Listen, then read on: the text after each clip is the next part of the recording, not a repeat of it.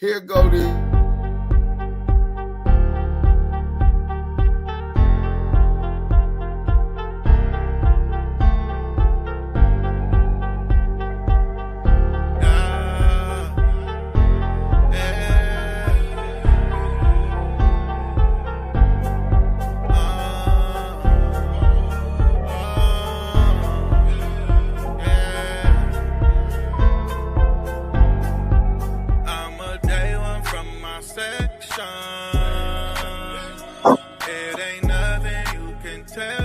Welcome to Damu Kiwe Conversation.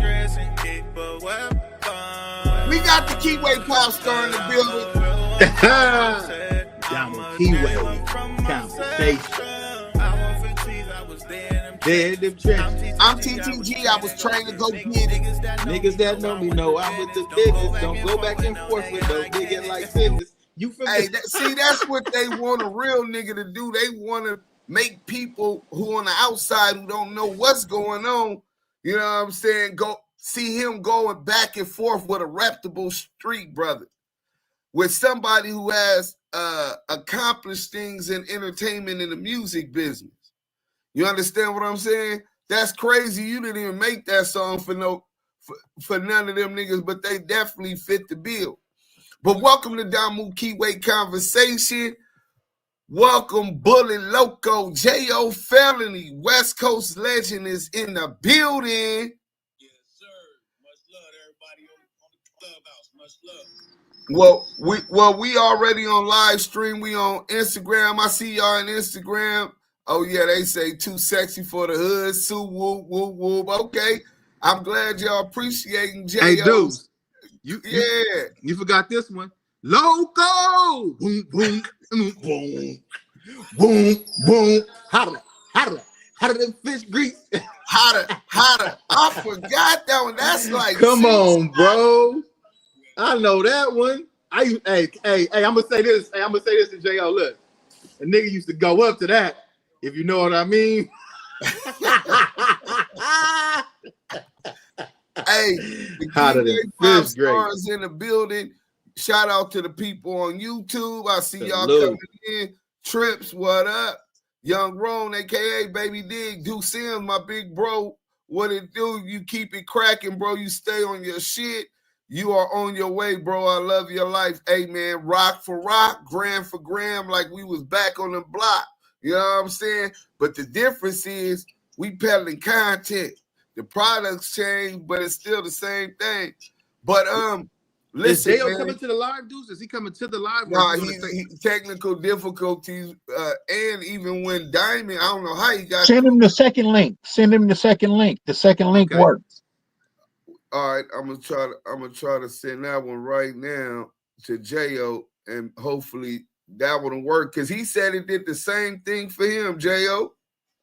Yeah. So I'm finna send you this link. See if you can hit that link if it bring you up here. Hey, but look, man, hit that like button on your way in. It's for free. Y'all with Do Sims and Yael. We got Diamond and Sniper in the building. Welcome to Damu Kiwe Conversations, exclusive with Jayo Felony. Hey, at the 100 show, at Sherm and Luce Cannon. Listen, my nigga, you ain't finna keep playing with niggas' names. So we gonna get into that. But before we give you your little 5 minutes of fame, we gonna make this about a real nigga. A dope-ass artist. One of the only brothers who was on Def Jam, a primary East Coast-based record label. Historic record label. So, Jayo, wait, let's see if he can hit that link. Scandalous Los Angeles TV. I hope you already streaming this. Smoked Out TV. I hope you streaming this. Shout out to the Henny gang. All of the Henny snipers, the Henny legal team, everybody that help us do our research. Cross our T's. What I type in when it's telling me to type in the name. Bullet Loco. Hey, we got Street TV in the building. Salute to Alex Alonzo. Hey, dude, what I type in when it says search the knowledge base, what I type in the name. Because it's trying to find you. It's trying to find me? Yeah, it says search the knowledge base. Damn, I never seen nothing like that since I've been doing this, bro. Search the knowledge base. Hey, you ever stream live Alex Alonso and it told somebody you send a link to type in the name? Try Active Chucks. You know what I'm saying? Maybe it's Active Chucks. Hopefully that's what it is. With the two S's. All right. Hey, dude, you got the share thing on? Oh yeah, that's what I do. You talk about the music? I just seen the echo. Okay, we got Loco Entertainment in the building. Yeah. Bullet Loco. What's the deal, man? Are you figuring it out? So it was Active Chucks. Active Chucks, hey. But look, so we want to go back, man. Where you from? For those who don't know, this might be an audience that's not necessarily familiar with who you are, and that's what we here today to introduce you to this market, to introduce you to this family. You know what I'm saying? Love everybody. I'm new to all this, but I'm definitely about to learn and tap in and start interacting on this social media more often. You know what I mean? Oh, facts. So let them know where you from, where did you grow up, where was you born, your background. Oh man, I actually was born in Portsmouth, Virginia. I was born in Norfolk General, but my first place where I lived at was the projects in Virginia. You know what I mean? So before it even came to any gangbanging or any shit like that, I already was cut from that cloth without being from a gang. You know what I'm saying? Niggas, where I was from is like a little Baltimore, and anybody know how Baltimore get down. Right, you know what I'm saying? Right. Niggas is dome shot niggas. Niggas ain't playing no games, you know what I mean? And with no drive-bys, none of that shit. Nigga get they man. I mean, and when I was a kid out there, I never seen no innocent kids get shot and none of that shit. Niggas noodle you out because back then you only doing 7 years for a murder. You know what I'm saying? Out in the Commonwealth state. You feel me? Right. So niggas wasn't giving a fuck. And then my house burned down when I was a kid. And my sister was already living in San Diego. So my house burned down, and then I was happy that motherfucker burned down because we was in poverty. And how old was you when your house burned down? It's like 11. I was about 11 years old. So I remember us getting on the fucking Greyhound bus, and it was in January. And when we got to California, it was warm as fuck in January at night. And I was like, God damn, if some shit go bad out here, nigga, I can sleep outside. This motherfucker. Right. But hey, that global warming done fuck shit up, nigga. It's cold as fuck in San Diego at night now. Hey, okay. So you go to school there. I mean, obviously that having a fire was a real traumatic event, especially at 11 years old. Yeah. Hey, I was just talking about that with my niece. One of my nieces was in the house with me, and she couldn't even walk yet. But I wasn't scared of fires. But when I woke up, bro, the whole fucking roof and everything was inflamed already. And the only thing my little young mind told me, grab your fucking niece, nigga, and get the fuck out of here. You know what I mean? So yeah, my sister always thanked me like, man, you didn't panic and you got my baby out of that motherfucker. I love you for life for that. You know what I mean? Man, heroic at a young age, man. But that was your instinct. That's real indicative of your character. So now you get to California, you loving the weather off the gate, right, in the winter. Sir. And then was it a smooth transition? Did you get caught up in the streets? And what was it like growing up at that point? But as a youngster, bro, I can honestly say that it was more love with each other as a kid than when niggas get grown and separate and all that. So as a kid growing up, there wasn't nothing but it reminded me of that movie Beat Street, how close niggas was. You know what I'm saying? Yeah. If you ever seen Beat Street, them niggas was like that. You know what I mean? And that's the kind of energy that I got from the homies. You know what I mean? And everybody just was tight with each other. And I just happened to move to Ozark, was right across the street from Lincoln High School. So I went to Gompers. And this was after when I first moved to San Diego, I lived in East San Diego, and I was going to Wilson Elementary School, and then we moved to the hood and moved to Ozark, right on by 47th Street. So I used to have to walk the Gompers through my hood to go to school. You know what I'm saying? And that's when I started meeting all my homies and shit, and it was a wrap, nigga. And I just was already a solid nigga from the gate without no motherfucking gangbanging. You know what I mean? Right. And niggas is talking about, oh yeah, niggas get jumped in and get beat up to be from the gang. I was like, who the fuck made up that rule as a kid? You Right. niggas need to tell me y'all my friends, but y'all gonna beat me up. I'm like, Right, that right. makes sense. That still don't mean I'm battle tested if you niggas jump me and then what the fuck? That's stupid, cuz ain't nigga put their hands on me, I'm fucking you up. Wait, Period. Bullet. You saying that they tried to put you on twice? No, they didn't try to put me on. They was telling me how the shit go. They wasn't trying to put me on like we finna jump you in and none of that shit. Okay. They was telling me how the shit go. And I was Okay, like, for ain't sure. nobody putting their motherfucking hands on me. Facts. Period. I don't give a fuck. You put your hands on me, we can't be friends after that, cuz. I'm not gonna you're not gonna beat me up and jump me and then I'm gonna hug you afterwards. That's the dumbest shit I ever heard from. Well, no, I get that. And that's a whole nother topic, but I really want to get into how do you get caught up? Were you already doing music, but how did you start getting your first brush of the law with the law, man? How were you brushing in the law? I've been doing music since I was like 8 years old. You know what I mean? I was writing rap since like I was 8 years old. So I was winning talent shows and shit like that. And then wait, who was you modeling? Like, what rapper first inspired you? Were you like, man, I could do that? That nigga LL Cool J. LL Cool J. LL Cool J. Radio, not right? LL Cool J. Yeah. Not LL the ladies love. Yeah. Hey, yeah. Ice Cube, you know what I mean? Nigga, I'm the new LL Cool J with a different J, homie. Nah. Hey, that nigga Ice Cube and LL, man. Yeah, when I seen them niggas perform together and I seen Ice Cube give LL his props, I was like, that's the shit. You know what I mean? Yeah, hell yeah. Two dudes gotta have mutual respect for each other. But he definitely LL definitely go be farther down the list than Cube. Cube like my 1A, him and Pac, just the versatility, the way that you can spit not just lyrics but tell stories, ghetto vet, right?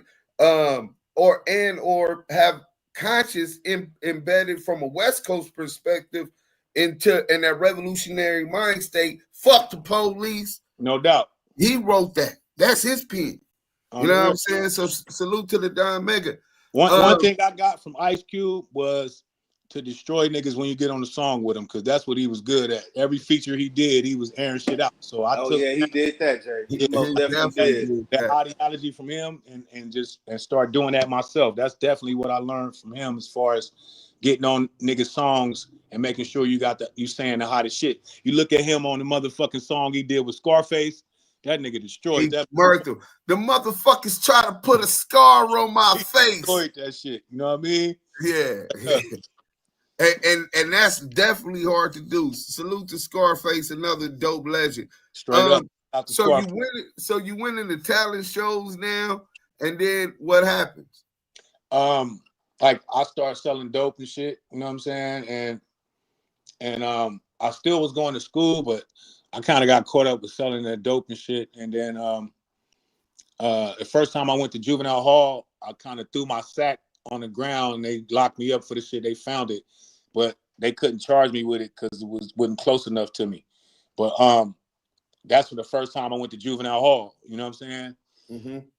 And I did like 2 weeks and then they let me out. And because they couldn't prove anything, they had to give me all my jewelry back and my money and shit. So I went down to the police station and collected my jewelry and my money. They had to get his shit back because they couldn't charge me with the case. So that was the first time I went to jail. Then the next time they caught me with some crack, I went to fucking Campo, did like 3 months in Campo. And then I got out again and I went to jail. The last time I went, they sent me to YA. And I had the choice like to go to Vision Quest, the bullshit Vision Quest, or go to YA. Where was that at? In Vision Quest was in Arizona? Yes, sir. It was in Arizona. Wasn't they beating the kids and all kind of stuff down there, man? The kids, bro, they fuck around and you got to stay in pink attire and you sleep outside in the hot ass Arizona. You sleeping in a tent. They explained the two differences to me. I said, send me to the White House. Y'all got me fucked up. Right. I'm not fucking with that. You know what I mean? So good about SR. Oh, go ahead. The only thing good about Vision Quest is after you go through all that struggle, when you get out, you're not on probation or anything. You got a clean slate. But I'd rather been on probation to go through all that bullshit. Right. So you get SR after you get to SR. Oh, I already know it was banging. Some of these people don't know, so I want them to understand the pedigree of nigga that they really dealing with, because we see your accomplishments, we see your positive energy and what you focused on. But let's take it back to when that wasn't necessarily the case, right? Yeah. You get to SRCC. What was the temperature? What was the program? It was Gangbang Central. You know what I mean? I got the SRCC. It's like SRCC is like the reception. Yeah, it's like a reception, like in the pen, it would be the reception for. So everybody's in that motherfucker waiting to go where they getting sent at. So you can run into any gang, anybody in that motherfucker. You know what I mean? Because that's everybody's first stop before they go to where they're getting sent at. Right. And now, mind you, he say they gang banging. Well, this California Youth Authorities was where they sent the hardest of the hard gang banging that was young. Right. Hey, everybody but CS2 back. He was so motherfucking hard. He said he went on a 90-day violation, and nigga, they got him out of there in 8 days. If you don't knock it off. Oh, we gonna get into all that, man, because this is what we do. We blame him. Hey, that's what the nigga Wack say, Bullet. That's what the nigga Wack said. Well, we get to that later. Hold on. B-Mo, salute. Right. Let's get to that later. I want to get through this before we make it at all about him. I want people to really understand how appreciative we should be to have this artist, this brother whose journey. First, we're already at YA after watching his house burn down at 11 years old. A traumatic event. He's gang banging in the streets, starts selling dope, in and out of juvenile hall. Now he's in YA. You know what I'm saying? Were both of your parents? I could say I ain't never lost a fight in that motherfucker. You know what I'm saying? Right. Can't nobody in there say they beat me up and no shit. Let me back it up real quick. Before you went to YA, your upbringing, did you have both parents in the home? They wasn't in the same house, but I had both parents. You know what I'm saying? And you're supporting you in life. No doubt. My pops was like a player nigga. Like, you know what I mean? He was an old nigga who always wore suits and he was always fresh. So he rest in peace, you know what I'm saying? But he lived to be 100 years old, you know what I'm saying? Right. So, right. But as me maturing now, I want to start dressing like him more often because he had all the ladies and shit. And it was really about him driving that fucking Cadillac. So I know I got a couple brothers and sisters that I ain't never met. You know what I'm saying? But Papa was a Rolling Stone, huh? You feel me? But he dressed sharp every day. I don't give a fuck if he was just going to 7-Eleven. That nigga goes to the 7-Eleven sharp. And I see that that's what the ladies like. So I'm definitely want to start dressing up more just in memory of him. You know what I mean? So, right. Hey, well, first, condolences and salute to such a stand-up man and a player, man. They always talk about the gang culture in LA, but a lot of real players came up out of California. From real the Bay Area, San Diego, Los Angeles, and in between. No doubt. So you leave SR, you get to Paso. I come from one of the worst cottages in Paso. Yeah. Hey, when they sent me to Morro Cottage, and to this day, I don't sleep heavy because of that. You know what I mean? And I don't understand how a nigga will be in that situation and they got their motherfucking blankets tucked in like they at fucking home. If some shit happened, you can't even get up fast because your goddamn blankets is tucked in. You know what I mean? Yeah. And one thing about it, and where I was at, if you get into it with a motherfucking nigga, it'll be 2 niggas on the side of your bed while you snoring. I don't even know how a nigga snore in there and sleep that heavy around all these people. So you get in that, you snoring, and there's 2 niggas on the side of your bed with motherfucking batteries in their socks. And they finna beat you out of your sleep. You know what I'm saying? Break your nose, all kind of shit. Teeth out and all that. You know what I mean? So I wouldn't. Or the lock in the sock, depending where you at. Even soap. Yeah, lock in the sock or even soap. Yep. Yeah. You know what I'm saying? You know what I mean? So you take your fair share as a phase. You say you can honestly say, nigga, ain't nobody whooped my ass while I was in YA. Honestly say that. You know what I mean? And some niggas, they try to act like we got an issue. They'll try to act like they forgot we got a squabble, and I'll remind them, hey, you don't forget, nigga. You know what I mean? We gotta throw them things. You know what I'm saying? Right. So it's all about respect, bro. And in that motherfucker, homie, I had Damu homies, I had Crip homies, and nigga had a lot of fun in a stressful situation, because with me, I'm gonna laugh my way through it, because I ain't gonna stress myself out and be down and fucking depressed about the situation. I'm gonna laugh my way through that shit. You know what I'm saying? I ain't gonna be no fucking goofball, but I'm gonna have as much fun as I can to keep the stress levels down going through that shit. You know what I mean? Facts. But even going through that trauma, right? So we seeing a consistent trend on this trauma from your earliest stages, even now to the streets and to youth authorities. You paroled from past, so you still had the wherewithal within yourself and desire to get a bag. And obviously you seen it in music. So what was your first deal? How did you get, when you got out at YA, how did you get into the music industry? I got out of YA in 1991, and when I got out of YA, it took me about like 2.5 to 3 years to get a situation. And the situation I got was with one of the biggest groups ever that's on a whole nother plateau with Run DMC. You know what I mean? So I came in the game with Jam Master Jay. You know what I mean? Rest in peace. Yes, and rest in peace. And that was a big thing for me, because I was so much of a Run DMC fan, and watching Crush Groove and all that shit, and saying Run talking about this is my motherfucking house. That was the most biggest fucking intro I ever seen, with how they did that shit on Crush Groove. You know what I mean? So I was always a fan, and by me being able to sign with Jay, it was a blessing. You know what I mean? So did you ever go on tour with Run DMC or did any shows with him? Yes, we actually performed. You might can pull this up, bro. It'll be funny. We actually performed on the Jon Stewart show back then. Hold on, I'm finna see.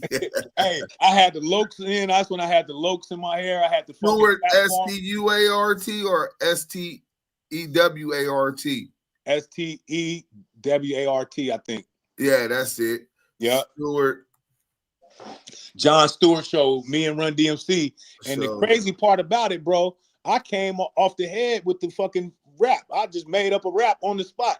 And I said Jon Stewart and Run DMC name at the end, and the crowd went crazy. I said Jon Stewart, Jayo Felony, and Run DMC. Nigga, that shit went up. The crowd went crazy.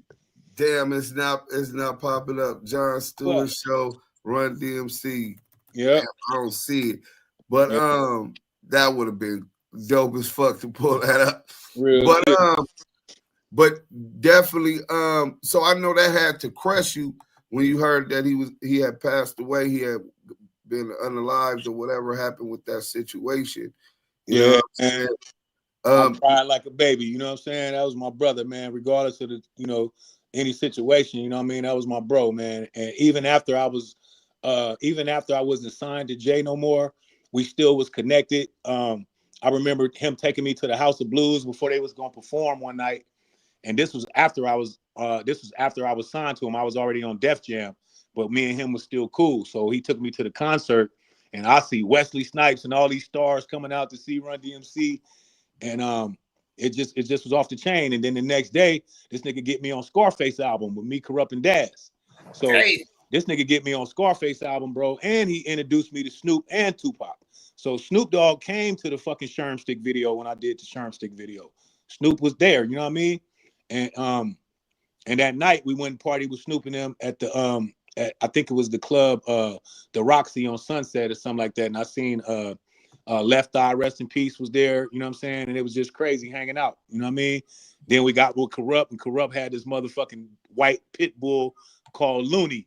And me and Jam Master Jay riding around with this nigga drinking a 40-ounce drive, and I'm like, that nigga burnt. You know what I mean? And he had that dog named Looney, a Snow White pit bull. That motherfucker was dope. Right. But Jam Master Jay plugged all them connections with me. He hooked me up with Tupac, you know what I'm saying? And this was before Tupac was on Death Row. So Tupac was supposed to be the only feature on my Take a Ride album, but I was in San Diego tripping.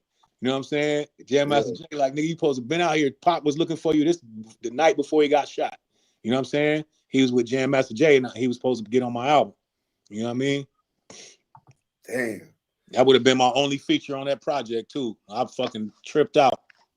You in San Diego banged out. Banged out. Opportunity to do is what Opportunity arguably is the goat. Yep. Damn. You know what I mean? And I was having meetings with Pac and Suge, and I was finna sign to Death Row. You know what I'm saying? But all that shit went haywire. You know what I mean? Right. But I performed that night. That night before Pac did his first show at 66 Deuce, Suge paid me to perform the day before that. You know what I mean? So I performed at 66 Deuce right the day before Pac. So that's why when I came to the club when Pac was performing, that nigga stopped his whole show and he was like, nigga, Jayo Felony in the house, West Side Death Row. That nigga gave me a hug, bro. And the energy from that nigga, man, I miss that nigga, man. That nigga was the shit. I don't give a fuck. You know what I'm saying? Yeah. Hey, that nigga said Jayo. I said, damn, that nigga energy. What a energy. Bro.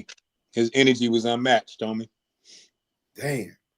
Straight rest up. in peace to the GOAT, man. Tupac Shakur, revolutionary in peace, man. Straight up. You know what I'm saying? So you initially signed with Jam Master Jay. Mm-hmm. Y'all had contractual obligations.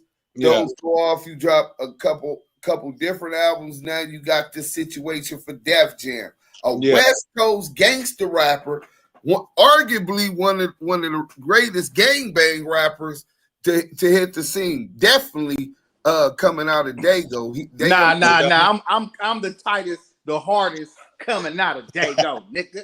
Go. Boom, hey, listen, Compton, you from Compton. Hey, I see somebody put my dick on your forehead, my shit. Bro. Yes, sir. They bringing up the records. Jayo Felony is bringing out the records for you tonight. My dick on your forehead was a song I put out, but Game used that beat for his album. But I had it before he did, but he used that beat for his album. But that song was dope as fuck. I got a question for the local, man. Yeah. So you being from Diego, I know you know who Sibo is. Oh, no doubt. That's my bro. Okay, I was gonna ask you, how was y'all relationship, and is it something coming up between y'all in recent time? Y'all got a new record coming out? Like, what's the word with that? Oh, man? No doubt. I'm definitely finna tap in with Sibo and X-Rated in them, and we finna put some shit together for sure. You know what I'm saying? Sibo, my brother, man. When I went to Sacramento, he held me down. He wasn't even in town, but he called the motherfucking right-hand man, nigga, and made sure I was straight. You know what I'm saying? See? Straight up. Yeah. I've been listening to you niggas since I was like, I want to say about 15, 16. Right up. I was like, damn. But Sibo, Jayo. Solid brothers, man. Hey, Jayo, I'm really shocked. Right now, he must be fanned out because he's a pop star. He can't really appreciate real hip-hop and gangster rap. That's not his thing, you know what I'm saying? Here he goes. It's crazy. Hey, but no. Actually, me and Sibo is on E40 album, Cause I Can. That's me, Sibo and E40 on nigga, what you mean? How you put my thing? Cause I can. Why you? Shout out to Walter, man. Shout out to E40, man. My bro. We gonna get down, nigga. That song was my nigga. You better stop playing, nigga. Cause I can. That's it. That's when I made up Crip Hop on that song. Fuck hip hop. Why you spitting all that broccoli? Crip Hop. What that nigga say? Why you smoking up all that broccoli? How that verse go? Let me hear that verse. I say, I do this for life, you dumb fucks. Y'all niggas is dump trucks to type the bitch up and get your eyebrows plucked. Mark my words, Loco gonna have it like Motown's heyday. So dope they name us all twice like we Pele. You better be prepared to call me Bullet Loco Gordy. Pop my collar with none other than Earl 40. Square off on the square like it's high noon. Nothing but tycoons. If you fuck with sick with it, y'all niggas gonna die soon. And I can make a fiend do nothing against they will. I just leave their eyes so yellow you see them and yield. Whoa, spill the guts to the ones that's not real. When you see me, niggas scream out, one shot kill. Got a spot on my shoe from all the blood we spill. I get it even if I don't want it, nigga, like free refills. Y'all don't want to give us all props, y'all niggas gonna get shot. Nigga, fuck hip hop, nigga, this Crip Hop. What? Why you smoking all that broccoli? Because I can. Why you He's 40. Hey, man, that's damn, nephew. Oh, man, that was a hot track. Hey, when I just did the show with E40 last Saturday, man, at the Kings of the West, and he was like, you remember you wrote that motherfucking song on my sports court? He really talk how he rap, bro. That man, shit is I don't crazy. think nobody in the world got slang like E40, bro. Nah, he is the I don't think it's even close, bro. No, Dude, sir, it's not even that close. If that he man talking to is you, the you better be dictionary. listening, because you gonna skip some shit. You know what I'm saying? He gonna throw it on your ass, man. That's my bro, man. Man, You salute ever E40. mess with And we Spice got One? some new shit. We got some new shit we finna make too. Me and Fody and D-Shot and Be Legit. We finna make some shit. Shout out Damn. to Beeler. And the Huh? click is the click involved in this with the Yes, sir. Sugar Shout out to T Beeler, and man. And my Sugar nigga Cup. Spice One. Hey, look at Deuce. He like, how this nigga got L now? Yes, sir. You don't know about that gang Bro, related. stop playing You with might me, know if bro. that gang related. Shout out to the PIL. homegirl Sugar T, man. Shout out to Sugar T, man. She always keep it positive and she always out here doing her thing. So I salute Sugar T, man, for keeping that black woman out there strong and representing in a positive way. Shout out to Sugar T, the homegirl. I see what you doing from a marketing standpoint, right? You have all these alliances that you built over the year. You from San Diego. LA is like your fucking second home. It is. You lived on 11th Ave for years, right? And 8th Ave in the 40s. So just from a musical standpoint, you was a bellwether coming out of San Diego in hip hop history. Yeah. Your plugs and ties in Los Angeles, Snoop Dogg, East Siders, Bobby, all of these things is being solidified for decades now. No then doubt. You have established these connections up north with Be Legit, Yes, sir. E40, like that's Selly Cell, nigga, you know what I mean? Sally is going down tonight. Me, Sally Cell, Spice One made a project together too. You know what I mean? So man, I've been connecting the dots for a long time. And one thing about it, man, I put God first, and it's all about respect and love, man. And we all in this industry, we supposed to be connecting with each other and shit. You know what I'm saying? I remember I went to Houston, nigga, with Scarface. That nigga took me everywhere, man. That nigga was burning rubber in the goddamn cars, nigga. We was having a ball. You know what I'm saying? Because it's all about respect and love, bro. And if you got a good energy, it's gonna resonate with other people. You know what I'm saying? Right. It's gonna resonate, homie. Especially if you ain't got no hidden agendas and you're not out here trying to backbite people and you're not trying to do no harm to people and you making sure that they safe around you, and the same shit gonna happen when you go see them. You know what I'm saying? It's all mutual respect. We got somebody named Propaganda in the chat says, we were in a club in Hollywood about 15 to 16 years ago, and Jayo beat the brakes off this dude. I forgot the name of the nightclub. Ask Jayo, does he remember that? It was upstairs in Hollywood. Oh, he talking about the Key Club, I think. At the Key Club? Yeah, I think he talking about the Key Club when that's when I was on Def Jam, and we had a concert at the Key Club, and that motherfucker was sold out. And then some niggas would try to get mad at the homies for walking on the fucking floor. And I hopped off the stage in the middle of performance and doop, doop, boop, boop, doop, boop, boop, and got back on the stage and finished the show. That's what he talking about. I got back on the stage after I was fighting and finished the show. You know what I mean? I'm going to take care of my business. I just had to smash a nigga real quick. Like a motherfucker. You feel me? Hey, you know, Deuce, how I learned how to fight, and I had to give it up, even though he just did some bullshit fight, but I can't take nothing away from my nigga Mike Tyson. You know what I'm saying? I learned how to fight from studying Mike Tyson as a kid. You know what I mean? And to be honest with you, when I was a young kid, bro, I didn't even like fighting. I ain't like punching people and all that shit. But nigga, when I seen Mike Tyson, bro, beating up all these tall motherfuckers and shit, you know what I'm saying? I'm like, nigga, this nigga, everybody was bigger than this nigga. You know what I'm saying? And he was beating the shit out of him. So I took heed to that and I studied that nigga, and that's how I fight, nigga. You know what I'm saying? I fight just like that nigga, but not the old nigga, but the nigga that in his prime. You know what I'm saying? Right. I was in even when I was a kid, bro, I was so much of a Mike Tyson fan. The fucking coaches and the staff in Campo used to let me come out and watch this nigga fight. You know what I'm saying? And when you know how niggas say shoot the body, when you shooting the body and you fighting with niggas like just punching in the body. Right. I was knocking the wind out of motherfuckers, bro. I knocked the wind out of like 3 niggas in Campo, bro. Hitting them right here and they shit right here. Hitting them right here. I knocked the wind out of 3 niggas, man. Oh yeah. You know what I mean? And to the point they was like, all right, hold up, nigga, what the fuck you hit that spot? Did you hit it? Did you hit him so hard? A nigga said you went poof. And nigga said boo boo. Did you do that? Hey man, so how the fuck a nigga gonna slap me and I don't do nothing, bro? Oh man, Loco. Let's get to it, I've then. been- Let's get to it. Hey, you know how a lot of motherfuckers, bro, be lying about how they grew up and lying about trying to make it like they was tough and they been in poverty, and a lot of them niggas is lying, bro. Mm-hmm. It's like a Vanilla Ice ass nigga, you know what I'm saying? Or a CB4, On real, CB4 ass nigga. MC Gusto ass nigga. Oh man, this is Damu Kiwe. And a motherfucker, I'm out here on some mature shit, bro. I done matured and got past all that negative shit. I'm blessed. I put God first and my family, you know what I'm saying? And I'm not out here trying to smut no other black man for no goddamn views and likes, homie, and lying on a nigga name and shit. That shit is some cornball shit. You know what I'm saying? But you know what's crazy? These dudes really be fans, especially coming from the West Coast. First of our culture, and then of these people that they never had access to, know nothing about, never even met in person, right? Real shit. And the fact that he sees, oh, Jayo just did a show with Mac 10, Snoop Doggy Dogg, the East Siders. This whole big West Coast is united. DJ Quick Exhibit. DJ Quick Exhibit.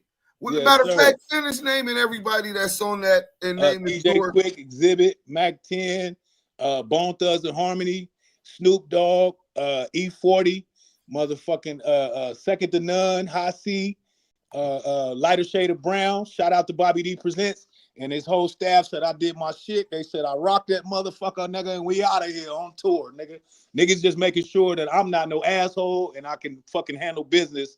And that's all they wanted to know. And they seen I had handled my business with flying colors. I was on time. I rocked that motherfucker. Didn't complain about nothing. You know what I'm saying? And we out of here. And Snoop Dogg gave me a motherfucking jacket right before I performed. I threw that bitch on and rocked in that motherfucker too. You know what I'm saying? I think that's exactly why Luce Cannon, we gonna start with him. I think this is why he targeted you, even though it was from years previous where he tried to clout chase you. Matter of fact, talk about that. When you know what's funny about Loose Booty? What's funny about Loose Booty Doodle on himself, Cannon, nigga? This nigga had my name in his mouth like 10 years ago, and while I was watching his channel, I was like, I know this nigga gonna say my name soon. You know what I'm saying? But I didn't know he was gonna make a lie up. I never seen a nigga in my life. You know what I mean? And one thing about it, if you slap me and you from 60s, how the fuck don't nobody know about it but you? How's that possible? You know what I'm saying? Man. And I run with them niggas. They've been like, cuz, you let somebody slap you, cuz, on 6-0, we gotta go, nigga, tear some shit up. Nigga, get the fuck out of here. I've never seen this nigga a day in my life, and I knew eventually he was gonna speak my name because, like I said, when I got out, when I was in George Bailey out here in San Diego, I was locked up for like 2 months, and while I was locked up, I was talking to Game on the phone because my homeboy Posey, rest in peace, he from 60s too. My homie Posey, rest in peace, he used to work for Def Jam, so he the one got Jim Jones cracking out here, my nigga Posey, right? So, Posey hooked me up with Game, so I was calling Game Collect while I was in the fucking county jail. And he was like, he's getting a situation with Capitol Records, and the nigga wanted to give me a situation. You know what I mean? So when I got out of jail, I went hooked up with Game, and we did a mixtape song. And on the mixtape song, I said, Luce Cannon, who's standing? I'm going to sit you down, bitch. I'm like Tupac. You know I'm that I get around. And this nigga tried to take that and say I was talking about him when I don't know him from a can of paint. So he had my name in his mouth behind that. And when I found out he had my name in his mouth, I went looking for his ass to the 60s because I fuck with these niggas. So I went, hey, who the fuck Luce Cannon? Tell that nigga I need that right now. And they like, on 6-0, ain't no fucking Luce Cannon from over here. They like, we don't know that motherfucker. You know what I'm saying? And they say, nigga, on 6-0, nigga, if we did, nigga, we'll beat his motherfucking ass with you. You know what I'm saying? They like, nigga, you are nigga. We don't know this nigga. You know what I'm saying? And the nigga, and I left it at that. They didn't know the nigga. You know what I mean? So the only motherfucker, the homies gave me the info. They was like, nigga, cuz is Big U's motherfucking, he's like, that's Big U puppy. Big U be sick of that nigga. You know what I mean? So I called Big U He got the nigga on the phone and he told him, nigga, I told you, nigga, Jayo will fuck you up. Nigga, I told you to stall that nigga out. I told you Jayo will fuck you up. That is what Big U told me he told. He told that nigga, Big U told that nigga, I told Jayo will fuck you up, bro. You better leave that nigga alone. You know what I'm saying? Right. He told him, stall him out, nigga, leave that nigga alone for you. It go bad for you. And right? then he said, come holler at me when you come back from the IE, or what did he say? Get your bitch ass from Riverside, nigga. Come holler at me, nigga, for having the homie name in your mouth. That's exactly how that happened. And that's the only interaction I ever had with that nigga was on the phone with Big U, cuz I've never seen this nigga a day in my life, bro. And if he would have slapped me, first of all, let me explain something to you. You can't slap no neighborhood crip and you from neighborhood and you don't tell a nigga, hey, we got to go outside and get down or something. And you just put your hands in a nigga face. Nigga got all right to smoke your ass, period. Right. Nigga, because that ain't no honorable shit. If you got an issue with me, you got to give me a heads up, nigga. Hey, we got to go outside and get down. You can't just put your motherfucking hands on me, nigga. That ain't how shit work. Right. Don't even work like that. So you know this nigga lying. Even in the comments on his page when he said that, it seems like that's when it all went downhill for him because niggas know he didn't put his fucking hands in my face. Too many niggas know me personally. So they was like, ain't no way in hell. Now we know everything you say is cap. Now we know everything you say is cap because you didn't pick the wrong nigga to say you put your hands on. Right. Straight up. You know what I mean? The only nigga he did put his hands on was his wife. Beating ass nigga. Your wife beat his real wife beat it literally.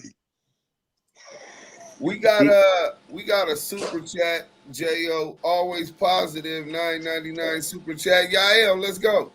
Man, listen, we got a great super chat right now. It is what we got right here, man? Peace, Lil Bay-Lo.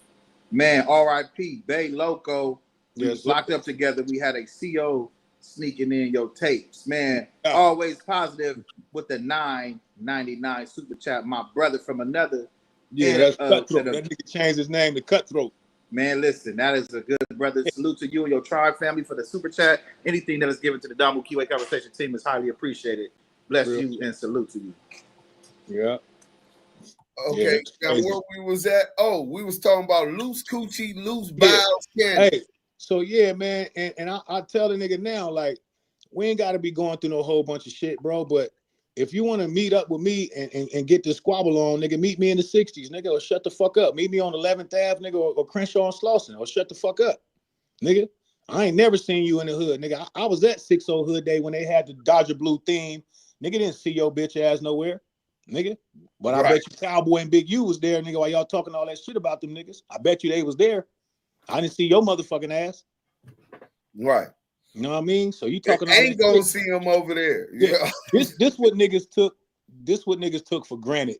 They thought they was gonna just be able to pick on another nigga and it backfired on them, bro. They didn't know how tapped in I'm with everybody. You know what I'm saying? And it backfired on them. You know what I mean? So how the fuck I'm challenging you to come to your own hood to get down with me? Is you gonna answer the call? Right. Yeah, you say you slap me, so come slap me for real. Right. Nigga out there hiding in Vegas, talking all that tough shit. You can see he in Vegas because all that goddamn wind be blowing behind him when the bitch ass nigga doing his little phone shit. It's all kind of wind and shit blowing behind this nigga way in Vegas talking all that shit. Right. But I do understand for a fact he's not really that fast. He's like a slow bus type, right? Yeah, that's he's mentally disturbed. We had ran this play. Shout out to Diamond, and we gonna bring Diamond in this, right? We ran this play and bamboozled him out of 2,000. So, but we knew the only way we was gonna bamboozle him out to 2,000 was go to the weakest link. This nigga can't think past go slow as molasses. You know what I'm saying? So that off the gate let me know somebody put a battery in his back. Like you a know motherfucker. Somebody told him that this would be beneficial to him. You know what I'm saying? Yep. And so now he slapped Jayo Felony. Bully Loco, the dude we was talking about with the fights, beating people up in the club, getting down and all of that. Hey, we getting down today, all of that. Just let this nigga, not just anybody. Yeah. Nobody, period, was gonna get along with it. But this nigga. It seemed like this nigga got makeup on or something on his lips or some kind of goddamn oil or whatever he got on his lips, nigga. That shit weird, homie. Like, how the fuck a nigga gonna slap me with all that shit on his lips, man? What the fuck is you doing? Get the fuck out of here, man. This nigga, first of all, he's lying about the real. He's not even Luce Cannon. He's took somebody else's identity and accolades, first of all, and acting like he's that person. So how could you take anything he say to heart when he's the fake motherfucker he's acting like he is? Sweetie, on 6-0, you when I see you, we gonna get down. 6-0 crib. I'ma slap the shit out of you. Sugar plum. Sweetie. Sweetie. Oh, Goofy. Nigga, that's what you is. Goofy, nigga. Well, I can't. Hey, man, I can't wait. Hey, I hope I know he ain't got the heart to come over there because them niggas gonna beat his ass before I can get to him. Yeah, man, he definitely, that's the last place he want to go. You know what I'm saying? Straight up. And another thing about Luce Coochie Cannon, not just that he beat on his real wife, he faked the marriage to 2 other women, right? The one before Gigi, and then this girl Sharice Mills, she wasn't nothing but a slut. Admittingly, I mean, ain't no allegedly. She says she sold herself, traded herself sexually to rich men in the industry, and everybody does it, right? Ooh-wee. And so that's what he wifing up, though. That's what he put a baby in, right? Yeah. So, like I say, he ain't all the way there, but for this nigga to just jump out there on you when it's a lot of other things going on with him, right? Real shit. The first thing, he got these 2 warrants right now, deriving from him being on joint suspension already for a previous conviction, as well as for beating up Gigi, right? So the violation in violation of the joint suspension, as well as the beating up Gigi case itself, is hanging over his head. Yeah. He don't want to come to LA for that reason, because if that happens, he goes to that county, he's going to PC up day one. He going to PC up for sure, because first of all, you lying on a real nigga name that you put your hands in my face, and nigga, you can't put that on 60s or nothing that you did that. Homie, that's on 40 Crip, nigga. I ain't never seen you in my life. Ever. Right. I guarantee you can't put it on 6-0 that you slapped me, even though you're not from 6-0 anyway, so you probably do put it on 6-0 because you blowing up 60s. You blew up your kids and everything. You know what I'm saying? I heard him say some shit like, oh, my newborn son. This nigga is mentally disturbed to do that, to lie and then put it on your kids at the same time. He put it on his newborn son? On my mama. I heard a nigga say, on my newborn son and all this old shit. Fuck snotty nose son. Nigga, you blowing that nigga up. You blowing that nigga up. Fuck that nigga too. Right. Straight up. Nigga, that's on my mama, nigga. That nigga, bro, if you slap me like that, like I said before, you can't slap no nigga from neighborhood, homie, and you from neighborhood, and you don't give a nigga a heads up like, we got to go get down or something. You can't just slap me, nigga. That's all grounds to get your life taken, bro. Period. Right. So, on another note, what if I told you this? I'm not going to even say who this was, right? Yeah. I got picked up. I got these 2 warrants. Mm-hmm. I got picked up by the feds. And then his girl confirmed it on Academic Show that the feds came to his house. So you got the feds coming to your house and you got these 2 warrants. What? I mean, why are the feds raiding your house? They have to have probable cause. They have to be searching for a crime. And then on top of that, you got these warrants. How was you out of jail? Somebody to where they had to jump off a goddamn cliff or something? Crazy Rick. Crazy Rick. Man. He from Barson Paru, right? Yeah. And I think Centerview. Don't give me the line on that. Yeah. But he actually used to live with Gigi and Luce for a period. Exactly. Right? He do engineering and all of this stuff, so they let him stay there and was taking care of him in return for him doing the engineering at Luce Cannon's so-called studio. Yeah. So they set up a move for a yicking, right? Yeah. While they stand with him. So they supposed to be licking the nigga for the yicking and the money. Luce come back down running with the money. The money has DEA evidence on the money. Oh, Like, no. nigga, I'm not taking. What the fuck wrong with you? They 3 cars deep. So they're like, nigga, go. You gonna give me my money? He like, all right, pull to the teller. I don't think you could pull yicking money from the teller, right? Oh, but no. I ain't the smartest nigga. But this is what he's trying to do all the while he's on the phone. Yeah. While they in the car, crazy Rick say that the police pull up and say, "Are you Tremaine Williams, the one that called us?" And he like, "What?" He jump out the car. Damn. So the passenger guy out the car, he ain't trying to leave. He got his blick. He on some shit, nigga. You finna give me my money. You know what I'm saying? And the nigga Crazy Rick said, "No, I don't know what you talking about. You might be talking about somebody else." When he look again, Rick gone. Run, jump over the freeway, call his sister. She come. I think she called an Uber for him to pick him up, or she came and picked him up. Yeah. The dude with the blick get cracked with the blick. Essentially, he actually called the police to come get him out of that situation. It was more situations. When the police came, they said his whole name. Are you Tremaine that called us? Exactly. Wow. You know what I'm saying? So we had interviewed those dudes, and they told us the other guy, he got to work, but I guess he don't want to be on the scene. I ain't gonna say what reasons, but it is still pending allegations and all kind of other stuff. So they don't want to. I guess they don't want to do the paperwork or something. But anyway, it was that situation. Then somebody, he called his sister, the Daikiana, you know what I'm saying, Lady Fino, you know what I'm saying, out the 60s.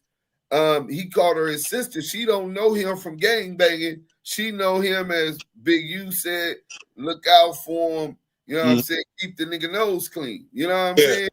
And he tell her, hey, come ride with me. So she go with him. She don't know what the play is, no nothing. She get there, see the amigo pull up in the 18-wheeler. He like, hey, get the money.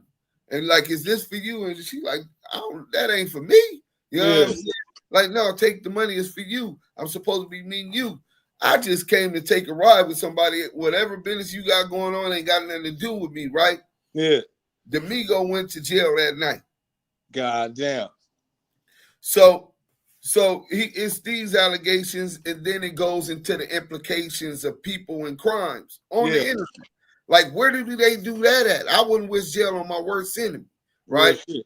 He gets instructions from CS2 back, recruited to the exposers, and every day or every other day, Big U name and his shit, his swipe is hanging down this nigga trachea, like right? Went on No Jumper, defame this man. This is a pillar within our community. He's going on 60 years old, working with the kids. Got, I think, 40-something people, employees up under his nonprofit alone, unique music and everything else he got going on. And all his time is the kids, football, and his family, right? This nigga tried to lie. Hey, I seen how Alex Alonso put that shit up when this nigga tried to lie and had it like he was on FaceTime with Big U and took a motherfucking a screenshot from a movie set Big U was on and made it like he had an iPhone talking to this nigga, bro. But remember, at first, when he got a new reality show was coming out. He was gonna show the video. So he said, we're gonna show it on the reality show, and it's a video, because they was filming us for a different reality show when I got the call from Big U and when I talked to Nipsey. So it went from that to this makeshift cut and paste picture that he took where Big U and them is shooting the film. I think it was like 100 and something. Nigga sitting in the car with the seatbelt on. Right. So how the fuck he had a movie set? He's sitting in the car with the seatbelt on. Man, but it wasn't even audio, it wasn't video, so he already oversold what it was, and then we find out it was a straight fraud. Then he implicate the man, talking about the man was distributing out guns and wrote down serial numbers of the guns and was handing them to Rolling 60. I mean, that ain't police shit? It's definitely police shit. Come on, bro. But if it act like a duck, quack like a duck, I mean, it ain't hard to figure out that's a goddamn duck. Hey, yeah, Goofy. yeah, That nigga named Ashley, bro. His name is hey, Ashley, yeah, and he's Ashley a is a goofy. weirdo, homie, and it's a shame that. But you got to be mentally disturbed to wake up with another nigga name in your mouth every motherfucking day and keep calling and coming with all these lies and shit. And you supposed to be from over there, but you ain't went and pulled up on niggas to get your issues out the way, but you keep getting on the internet every day, but you ain't went to go handle your issues. You know what I'm saying? Right. That's well, we definitely know you handle your issues, specifically the ones they were just talking about. Yeah. You had a falling out before with Snoop over the Crip Hop, Yeah. where it first came from. Yeah. And so I look at that and I say, well, for Jayo to just tell us about this tour that they doing, working with Bobby, that's Snoop boy. If you on with Bobby, you in the game, because that's who set up the shows for Snoop. Like, so I say, well, damn, this sounds like a reasonable brother, right? He's looking and got a lot of positive things going on. If he was able to mend that, why would you, and you see that that's the type of person he is, why would you try to start some shit with somebody who ain't looking for them problems in the first place? No doubt. Right? Hey, me and Snoop, we squashed that bullshit a long time ago. So it's like it wasn't nothing new. We been cool. We fucking we squashed that shit like fucking 15 years ago or some shit. When he had the groups, he had Cam and MC8. Remember he had all them groups, Cam, MC8, and all them. So he had so we met up at fucking Comic-Con right here in San Diego. You know what I'm saying? And nigga, he like, nigga, come to the studio tomorrow, Jayo, fuck that. Let's make some music. So I went to the studio and I already had a rap ready. I rapped it to Snoop, and Cuz was like, hey, Cuz, y'all get out the motherfucking way. Let this nigga get in the booth. You know what I'm saying? I came with my shit ready, but we squashed that shit a long time ago. You know what I'm saying? And then I performed at his birthday party like 2 years ago at the biggest motherfucking Crip party I ever been to, nigga. And him and his wife was on stage with me my whole performance. You know what I'm saying? And after this thing, he was like, man, I ain't mean to be on stage when he was rocking, man. I'm like, nigga, if you don't knock it off, I had the time of my life. You know what I mean? And then when Corrupt performed, we all performed together the song Represent That GC. We all performed Represent that DPG. Yeah, performed that together with me, Snoop, Goldie Loke, Trady, and all of us. You know what I'm saying? Oh, yeah. Fuck that nigga. That shit was banging. Represent that LBC. Yeah. But we finally got the chance. The first time we ever performed that song together was at Snoop's birthday. Okay. Before we get off of this loser, Ashley, you said that you have been in the Ashley, lab. bro. I got a niece named Ashley. Goddamn Ashley. That's crazy. They knew you was a bitch when you was born. His mama and daddy knew he was a bitch when he was born. But even worse, his dad is a rat. So it's hereditary, this behavior that he doing, like he trying COINTELPRO, or you know what I'm saying? It's in his blood. It's in his blood. It's in his blood, man. Real shit. But I know you said you've been in the lab and you just spazzed on this nigga. I'm trying to hear what you done spazzed on this nigga with, man. Oh, yeah. Hey, I just performed at my homie Lil Ice. Shout out to Lil Ice, man. I just performed at his birthday downtown in San Diego this Saturday just passed. And the first song I came out with was a song with Cocaine singing on the hook. Shout out to Cocaine. You know what I'm saying? And the fucking verse was like, I said, what I say? I said, one nigga Cocaine hotter than Alaska in the winter in the igloo. And when it come to these hooks, nobody can see you, cuz it's Big Bullet Loco. Never been a small fry. You know a nigga lied if he said he slapped me and didn't die on the spot. Little goofy ass nigga, they called me one shot for life. My whole life I've been from one fucking block for 7th Street to see exact classes as a golf hat. You in it, so negativity, I say, ain't giving negativity no energy. I'm off that. You mentally disturbed busters can sit your ass on the curve and patiently wait for the slow bus before you get served. Old bitch ass niggas ain't paid respect the nip. I was on the floor in the second row, neighborhood Crip. I walked in with Black Sam. Nigga, shout out to Cuz. Nigga didn't see you, didn't be you, didn't know who you was. See, mob, this nigga had my name in his mouth about 10 years ago. I went to the 6 O's and they was like, who in the fuck is this nigga though? Your mama gotta go and Cuz about to die slow. Nigga gonna boo-boo on himself before he get to the dough. Oh! Ah, boo boo. Boo Boo Records. Hey, don't be talking on 6-0 when I see you. Hey. Hey, you know how niggas be saying I'm shitting on niggas? That nigga literally shitting on people. He literally shitting on himself, bro. Loose bow cannon. I tell a nigga Wack 100 to get that nigga some of them diapers he got. Get that nigga a life supply of motherfucker. Hey, I got the diapers. Hey, but when I be you, that nigga got the diapers for him, bro. Get that nigga a life supply of them bitches, man.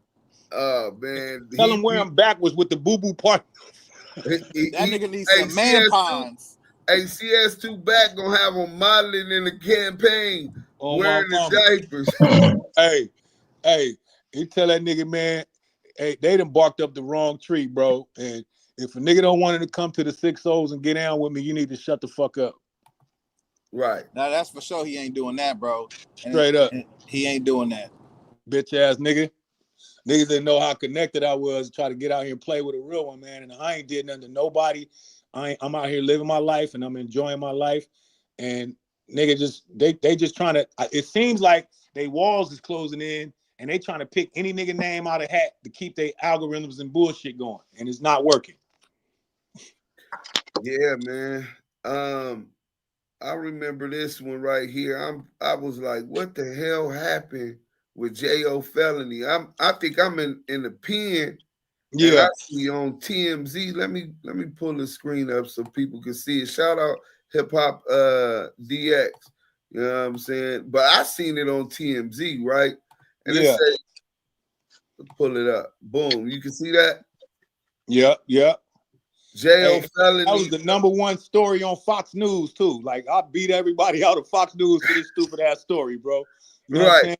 Well, I want to get into it because I said, damn, that nigga Jayo some kind of fraud. This nigga squatting on $1 million homes. Hey, and the cold part about it, bro, I never said that was my house. I gave it, and I think the statute of limitations is over with that shit, bro. I gave a nigga like damn near 20 bands to be in that motherfucking house for 4-5 months while niggas running their mouth. You know what I'm saying? Right. I gave a nigga like 20 bands for 4-5 months to be in that house. So, I didn't know what this nigga had going on or he was doing some weird shit because the nigga had houses everywhere. You know what I'm saying? So the day before the news came, Fox News came to the house and it was a motherfucking, I'll never forget this nigga. It was a little red white man with freckles and he had red hair and the nigga talking about he was some kind of real estate agent and the nigga had on the Taco Bell shirt, so it wasn't registering to me. Like, why this nigga ain't got no suit on and he got a Taco Bell shirt on talking about he from the fucking real estate people or some shit. So I let the nigga in the house and he seen we had a studio in there and all the lights on, nigga. I'm cooking. How the fuck, nigga, you squat in the house, ain't no electricity in it, motherfucker, nothing. You know what I'm saying?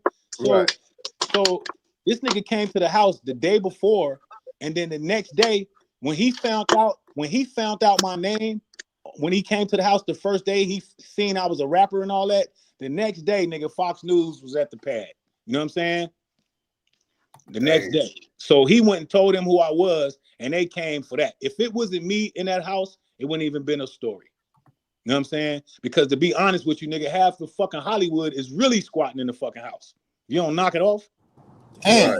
That's the game. You know what I'm saying? But I wasn't doing that. I just gave a nigga some money to rent his house out, nigga, if I can. Matter of fact, my homeboy Finger Bandit had a magazine, and we was using the house for like magazine shit and had models coming over there and all kind of shit, doing videos and shit like that. It wasn't no, and matter of fact, I live right down the street, down the hill. You know what I'm saying? So these niggas fabricated a story, and then I seen Fox News even retracted their story, like, was I squatting in the house or was I a victim? Because they did their research and seen I ain't had nothing to do with that shit. You know what I'm saying? And they seen the house the nigga name was in and all that. Like, nigga, I paid this nigga money to be here. Like, the fuck?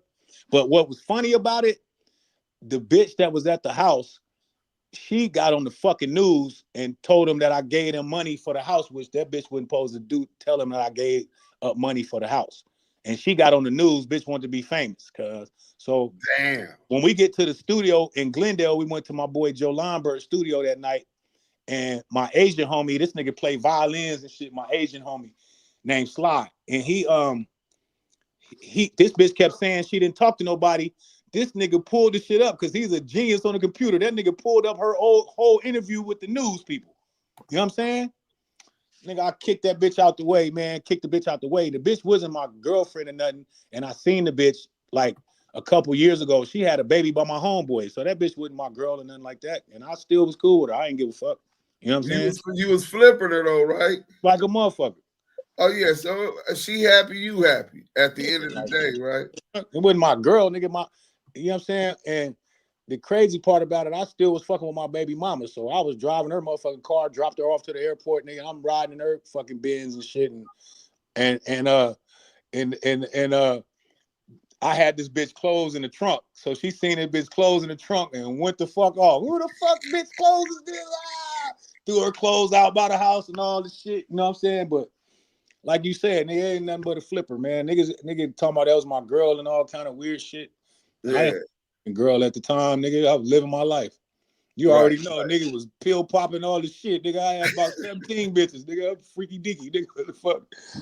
Right. So, how many battles have you had, or how many one-liners have you had to drop Lil Lug? I know about let's talk about that one, the Jay-Z one, and then I want to know which other, because you definitely competitive. You try to kill every verse. You made that clear, right? Whenever you do a feature, you trying to stand out. So what happened first with this Jay-Z situation? And what was the song? I think it was Trued Up where you dissed him, right? Trued Up was the record. I don't know. It was like I heard a skit from him, and he was like, niggas want to say, is he blood or is he Crip and all this? And I'm like, man, you know what I'm saying? You know, I don't know. I just aired him out, and I did that song back then with Jimmy Henchman and them. You know what I'm saying? And I just aired him out. Like, nigga, that Trued Up song had them niggas spooked. You know what I'm saying? And niggas start canceling their shows. And as well, I know they was wondering how the fuck this nigga put this record out on Motown. Trued Up came out on Motown Records. So they how did you have that situation with Motown? Jimmy Henchman. Jimmy Henchman had the fucking Black Ground Records and all that shit. You know what I'm saying? So this shit came out through his label, but that shit had Queen Latifah on that project, all kind of motherfuckers. You know what I'm saying? And I went to Marcy Projects and did the commercial for the shit. So niggas like, how the fuck he in New York doing a commercial for BET? You know what I'm saying? But I just didn't give a fuck. I was out there doing my thing. You know what I mean? Pressing a cold line on the low though, right? Yeah, but you know what I'm saying? We squashed that bullshit, but I remember niggas start canceling their shows out here, bro. You know what I'm saying? And then I seen Benny Siegel and I gangbanged on him in MTV with the two girls from Harlem was with me. You know what I'm saying? I seen that nigga, he's like, what's up, son? Nigga, neighborhood 40 Crip, nigga, what's happening? Nigga, fuck Jay-Z, nigga. All the shit. That nigga got up out of there. You know what I'm saying?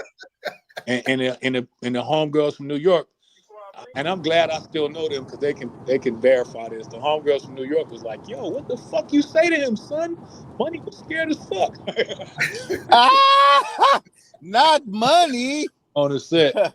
Hey, I mean, you know what I mean? I ain't tripping, man. We all mature now. So how did y'all squash it? You called him, he called you. I want to know who wanted to make sure. This is the thing. How we squashed it.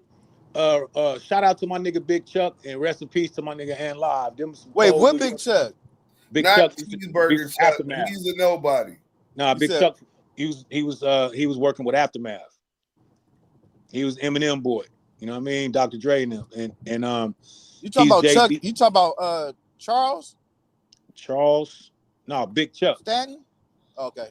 Yeah, Big Chuck. He used to work with Aftermath and he hooked me up with Ant Live, and Ant Live is the one that hooked me up with Jay-Z. But Big Chuck, I was dating Trady niece at the time, and we was out in Long Beach, and she said, Jay-Z on the phone. You know what I mean? I said, bitch, you lying. She like, hell no, it's Jay-Z on the phone, baby. Like, he want to talk to you. I guess Chuck said he was gonna call or something. That nigga called. And he was like, man, come meet me at a Beyonce after party. You know what I'm saying? I went and met up with him at Beyonce after party. I ended up having a couple drinks with Beyonce mama at the end of the night. And he was like, nigga, why are you tripping? Nigga, you was my boy. You know what I'm saying? And we came to terms and we squashed that shit. You know what I mean? Real quick, Jay, is yeah. Big Chuck is he from Chicago? Nah, Chuck from New York. Oh, okay. I thought he was from It's definitely not that.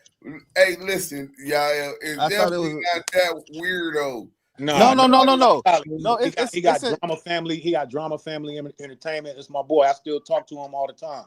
You know what I'm saying? Not that Chuck from not Cheeseburger Chuck. It was another nigga I met through my boy Ken from Long Beach. He knew a nigga named Charles Stanton that got Dr. Dre his situation with Aftermath, introduced Kendrick to Top Dog. Like his name was Chuck too though. That's why I was like Big Chuck. Oh yeah, that's probably another Chuck. But yeah, I remember Chuck get me into the I was in that video that's still DRE. He got me in that video. Eminem came and sat my navigator and played that song Skibbity Rebop of Christopher Reeve, Sonny Bono, Cheese Horses and Mint Some Trees. This nigga played that record talking about what you think about it. Cause I said, God damn, nigga, what the fuck? I said, man, you rap your motherfucking ass off, homie. You know what I mean? And I had the privilege of Eminem sitting with my navigator and playing that song. I never knew I would get this big. You know what I'm saying? But Chuck hooked all that shit up. You know what I mean? And the cold part about it, Jay-Z called and I went to that Beyonce after party. And then I ended up having a couple drinks with Beyonce mama. We squashed the shit and we've been cool. You know what I mean? I ain't no... You know what I mean? I hope to life that shit ain't true because I don't want to see no other man go down behind no negative shit. You know what I mean? So I hope that bullshit ain't true with them allegations, man. I was just gonna ask you how'd you feel about that. But he gonna have his day in court and it's gonna be, I was explaining that because our people used to be hung and lynched with falsely accused of those type of things, we politic different than the essays and they politics. We want to get down to the bottom, get all of the facts before you make that type of commitment and or violence, because we have experienced in our history a lot of situations where brothers was falsely accused, let alone prominent leaders and brothers within our community. You know what I'm saying? But before that, did you ever see him at the Def Jam offices, Jay-Z and all of that? Yeah, when I was in New York, I went and met with Jay-Z when I was in New York, and shout out to Ant Live, rest in peace. He hooked. Ant Live was a motherfucker that, nigga, that one day I was in New York, the first thing I met with Jay-Z, I had a meeting with him that morning at Def Jam. Jay-Z gave me like fucking 5, 6 different numbers to keep in contact with him. You know what I'm saying? Wow. And then after that, nigga, we went and hooked up with Stevie J. We went to Stevie J house, and that night, Stevie J said we got to go to the Apollo because Jadakiss and the Lox is performing with Eve. So we go to the alley through the Apollo, and we go through the alley. As soon as we get to the alley, fucking Jadakiss and them just finished performing, and they run out through the alley. So we met them all in the alley with Eve and Jadakiss. You know what I'm saying? And the Lox. And after that, this is all in one day. And the same night, me, Jadakiss, and Scarface ended up rolling in the van together, rolling around New York. Oh, that's dope. And live, you know what I'm saying? 2 of the dopest MCs and myself, you know what I mean? Hey, what was funny about that, bro? It seemed like, you know, I got a great memory, man. It seems like we stopped at a store, bro, and it was a motherfucker talking about he was a blood in New York, and this nigga said he was from Lincoln Park Brims, and that's 2 different gangs from San Diego. Right. You know what I'm saying? So when he said that shit, this nigga had red contacts, gold teeth, and all the shit. He was like, yeah, blood, I'm from Lincoln Park, San Diego. And I'm like, at that time, I'm ready to sock this nigga, right? You know what I'm saying? And I'm like, I'm not finna sock this crazy looking motherfucker. This nigga got gold teeth. And this is the first blood I ever seen in New York. You know what I'm saying? And this was way back then. He was like, yeah. It just confused me. I was like, was these niggas trying to play me like I wouldn't, man? Man, this shit crazy. You know, when I first got signed to to Jam Master Jay, it was a rapper named Joe Sinister, right? Joe Sinister, I dissed him on Penitentiary Bound because he was a hothead. And he had mental issues, you know what I'm saying? He'd do some shit like go to the store and start some shit with the people and then try to run behind me and shit. Like that nigga was weird as fuck.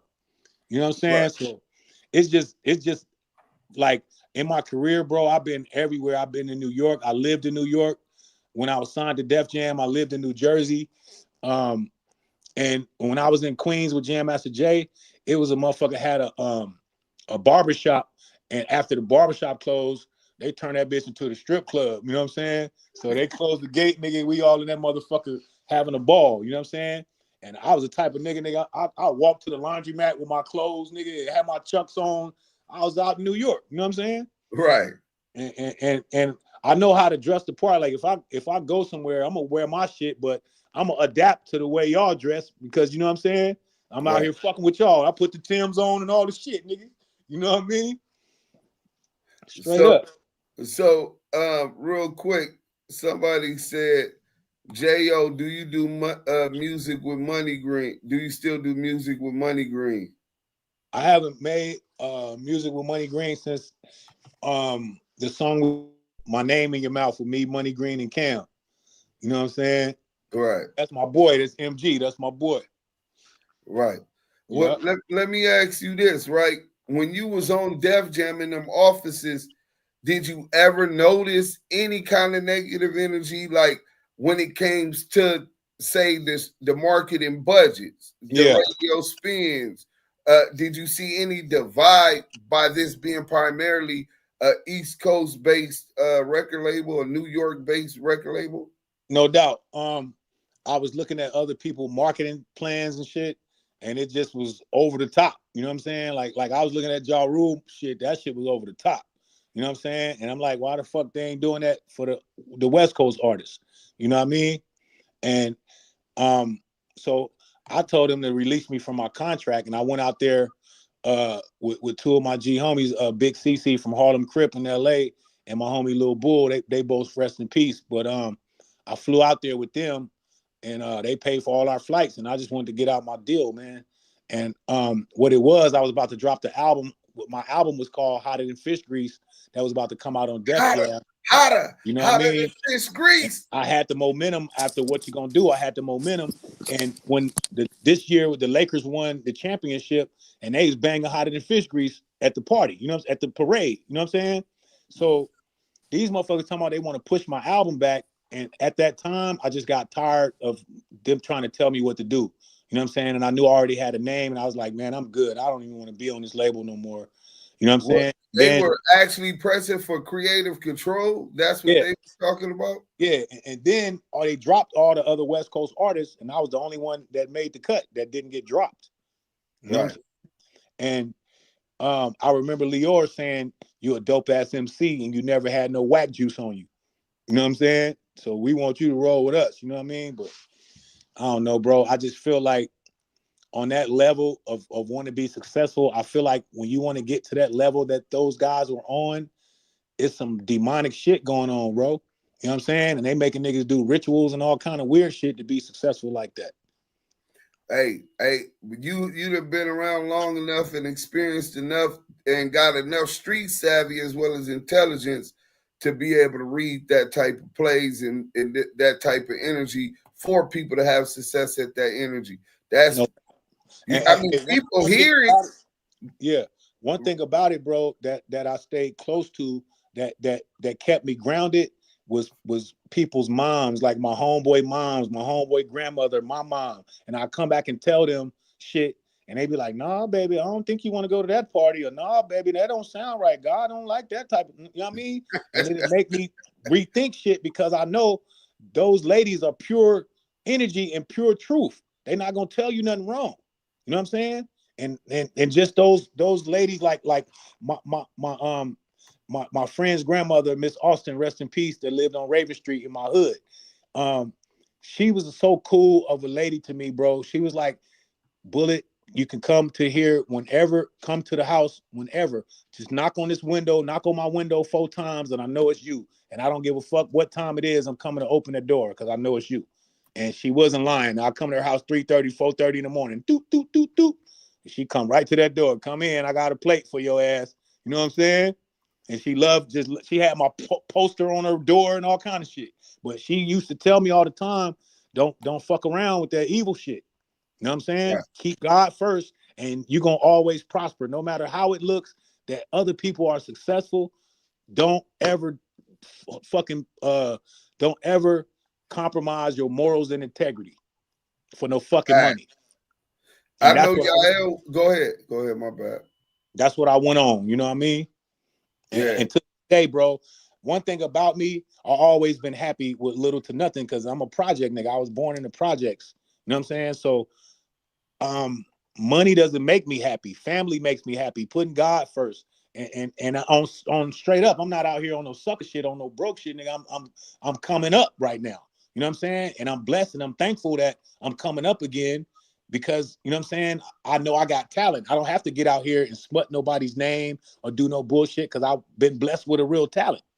You know what I'm saying? No, and definitely. utilize it. And now that I'm matured, I'm gonna utilize my talent to help other people because that's what it's all about. All this backbiting and us going at each other is it's disgusting, man. And we got to put an end to that shit. All these niggas out here with these fake ass YouTubes and all these lies and shit, we got to put an end to that shit, bro.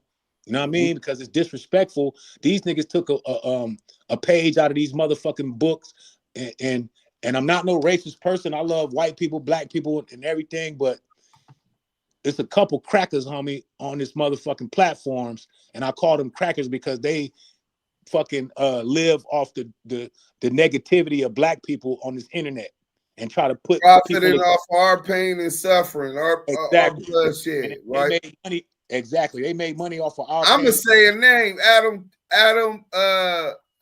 Grandmaster. That's his real the slave master name.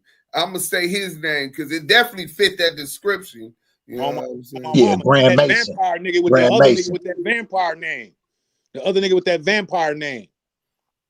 Oh yeah, Val TV. Yes, sir. Vlad TV. Yes, sir. That nigga with that vampire name. That's what he is, a bloodsucker.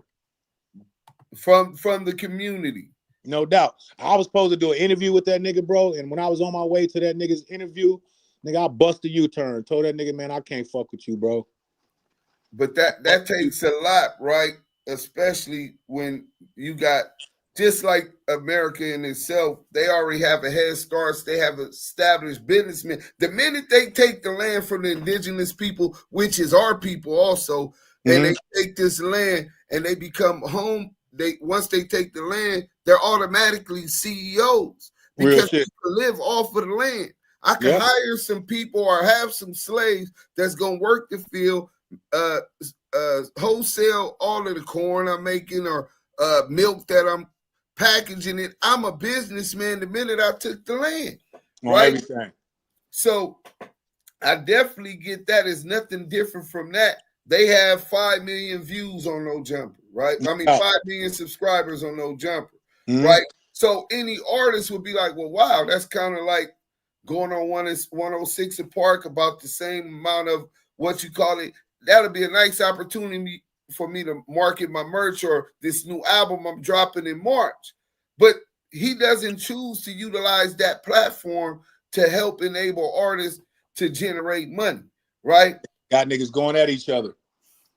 Man. Negative shit. And he getting all the money for it. Paying them niggas peanuts. Peanuts. Straight I think up. it's like $100 a day, bro. I'm talking about they'll make more money Ubering, homie. Like up there selling out for that bullshit, man. But we got to put an end to that shit too, man. And anybody giving these busters a platform, you got to start getting on their head too. Because you get on, you let a motherfucker get on your platform and fabricate stories about real niggas, you need to get your ass hit too. You know what I'm saying? Yeah. And pause, like Cameron and them say, cuz, you feel me? Your ass hit too. Yeah, that's definitely a pause, even though we on the West Coast. No doubt. No doubt. So what you talking about this positivity, you continuously say unity, and each story you telling us, I'm noticing a constant thing about how important morals and integrity are to the decisions you make. You know what I'm saying? When you talk about unity, what do you think about what Kendrick Lamar has just done? You know what I'm saying? Kendrick Lamar, Drake filing the lawsuit, Kendrick Lamar dropping hot shit, and trying to unify the West Coast. What you think about that? Hey, they can say what they want to say, man, but You can talk about what you want to talk about, bro, but Not Like Us is fucking incredible, my nigga. That song is incredible. And for a nigga to think that people ain't downloading that shit, banging that shit, you out of your motherfucking mind. That shit is incredible. I'm gonna tell you what hit a nerve with me. And when that hey man, I call myself Lil Nat Turner, man. So when this nigga hit him with that slave shit, it was over. When he hit him with that slave shit in Atlanta and all that, it was over, bro. It was fucking over. I said, God damn, he killed that nigga, and it resonated with niggas. It resonated with niggas that's descendants of slaves, my nigga. You know what I'm saying? That's how that shit resonated with me. Right. You know what I mean? And the cold part about it, to be honest with you, bro, Drake is like a Jewish nigga, right? So you know them motherfuckers run the industry, so they was pumping this nigga up through the world. You know what I'm saying? Every goddamn song. This nigga ain't write half of that shit. But how the fuck you gonna be a dope MC? Cause if you're not writing your raps, how could you be on the list? He's the greatest and all that if you ain't writing your raps. Yeah, that's a fact. No, and I definitely don't got a problem for artists that, especially when they already established artists, right? And Michael Jackson come with a dope song. Hey man, I wrote this thinking about you. Of course you gonna do it. Ice Cube hand with a pen. He done wrote for a lot of people as well as a lot of others, right? No doubt. People, Snoop Dogg is a brand. The first one to cross over and be accepted the way that he had at that level with into house. Oh, Snoop Dogg, he's cool, right? He's a brand, so somebody might write a song. I got this perfect song for you that I already got to produce. Tell me what you think about this, right? But see, that's different because these niggas is known for writing their own records. Right. So if a nigga come in and write a record for them at this point, that's different. I'm talking about a motherfucker writing your whole shit and strategically writing music for you and you acting like you made the shit up. Right. You know what I'm saying? And you hiding your fucking ghostwriters and shit. Right. Come on. Right. Man. So I want to get back into the mud about this weirdo. Yeah. Why would you think that this? What would be the motive? You think that CS2 back, Wack 100? That's CS2 back.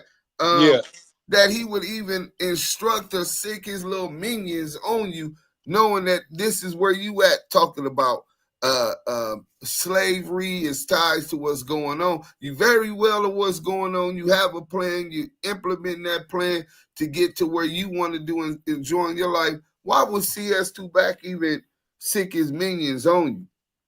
Because he's using that nigga Luce Cannon. That's his puppet. He's Luce Cannon's handler. So he said that too. He got the strings like he's a puppet master with this nigga, right?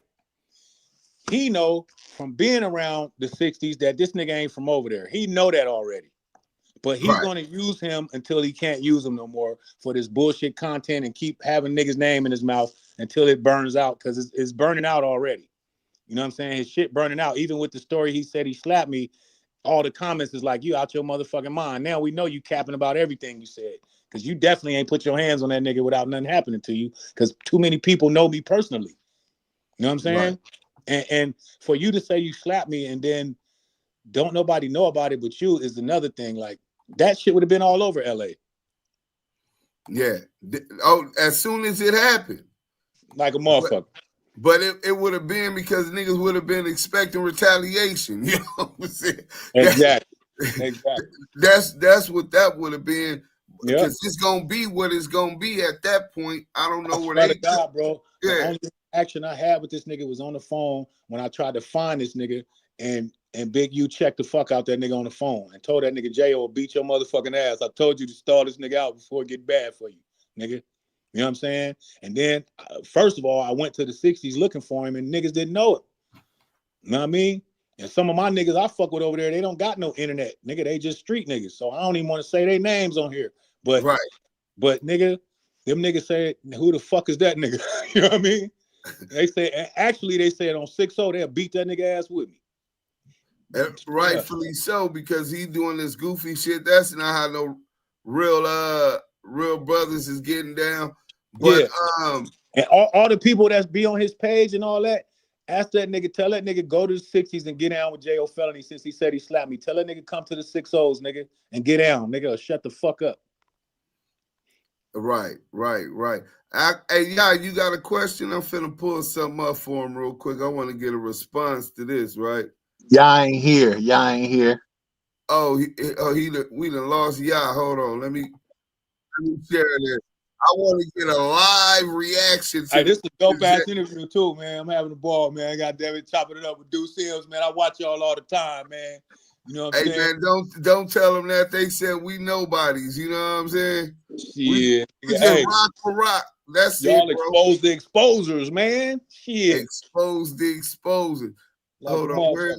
Where's this link at? Okay. Shout out to Alex Alonso, man, for hooking me up with y'all too, man. Street TV. Alex Alonso, real journalistic work going on over there, bro. Professionalism, man. That's why I went to my boy, man. 6-0, you on paperwork. Put that on Pyro, you not. Put that on, man, put that on Pyro that you not on that case.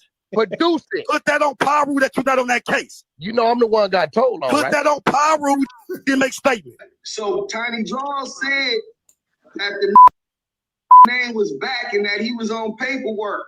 Well, the paperwork is a transcript of a wiretap, and it's from Deldog from Mainstream Mafia case, rest in peace. So we goes to the first page, and it has the session 18202. This is the wiretap, date and time 8/5/2008 through 9/22/38 to 9/29/39. Duration for 7 minutes, one second. I'm talking about that paperwork. You know exactly what I'm talking about. You saying I'm on paperwork? Bro, am I lying? Put that on Pyro, you not. Wax on paperwork? Put that on Pyro, you not. Put that on 6-0 Wax on paperwork. 6-0 you on paperwork. Put that on Pyro, you not. Put that on, man, put that on Pyro that you not on that case. Produce it. Put that on Pyro that you not on that case. You know why he not put it on Pyro? Yeah, shit. Put everything else on Pyro. Because the truth hurts. The truth hurts, nigga. Hey, you see Tiny Draws quickly said, nigga, on 6-0, you on that case. Nigga, put it on Pyro on 6-0, nigga. You on that case. He didn't know he was finna hit him with that. Nah, he got ambushed. They lined him up. Like a motherfucker. Lined his ass up. Hey, this nigga said, you know I was a victim with it. First you would put it on Pyro. You act like you ain't know what he was talking about. Right. All I gotta say, nigga, ask this nigga this. If you ain't CS2 back, who the fuck is? Yeah, well, he know he's CS2 back, and the police know it. Everybody know it. Why else would he take down my video? I released the World Star video in 3 days. We was at 4 million views exposing this dude, man. You know then the nigga lied and said he talked to Deldog. Rest in peace, Deldog, man. That was my nigga too. He lied and said he talked to Deldog, and Deldog wouldn't get on the phone with that nigga. You know exactly, and say that in the paperwork. I ain't had nothing to say about the nigga, but I know he behind this nigga and giving this nigga the platform to try to smut me, nigga. So fuck him too. Nigga, you try to have this nigga smut me, nigga. Man, I better not, man. Luce Cannon, boy. Your ass is grass, nigga, on the set. And you better not go to jail, nigga, because the nigga, everybody, all the neighborhood's gonna get your bitch ass. You're gonna be on PC, nigga, protective custody, nigga. Neighborhood crip. We got one more clip. I want you to react to this one. I remember. Mark that's what you said is going off of what Dog didn't want to talk to you because they said when Dog called you, his phone was hit. That's how they got on your line. No. And you play.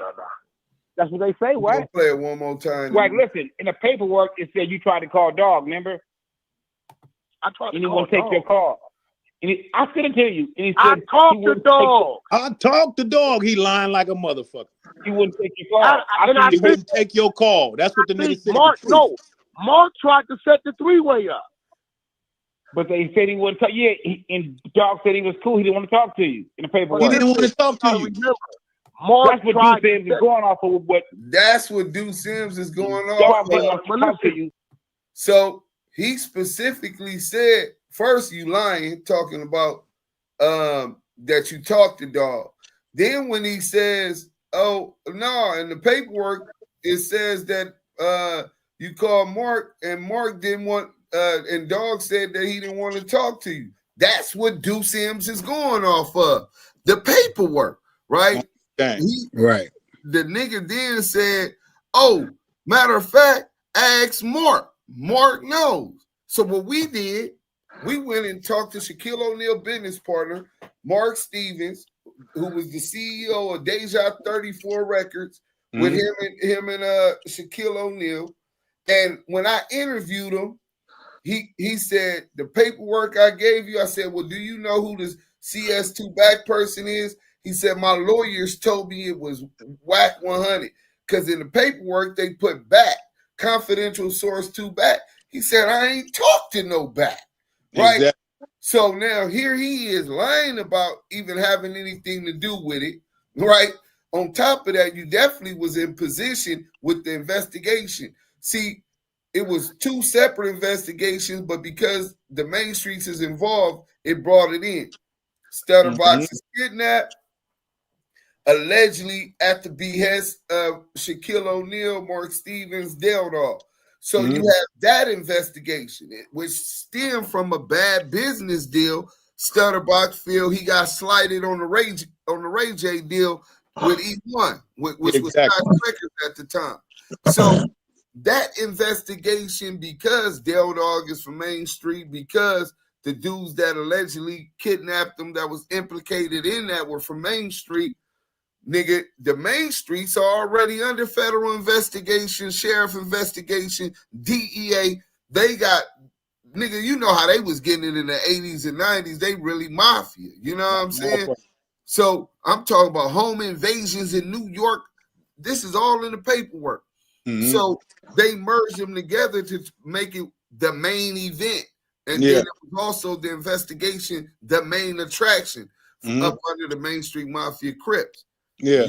Wack 100 was hired as a security guard for Ray J because he helped set up a meeting with Suge and Mark Stevens to get Ray J out of contract that Suge never really had Ray J under. He got contractual obligations with me.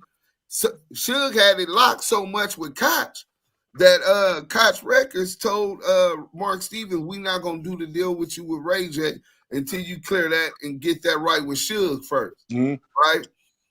As a return for Wack 100 setting up the meeting with Suge and Mark Stevens gave him a job as security for Ray J. He's a Paru. He claimed Paru. I need somebody to look out for him on the West Coast. I'm in Atlanta.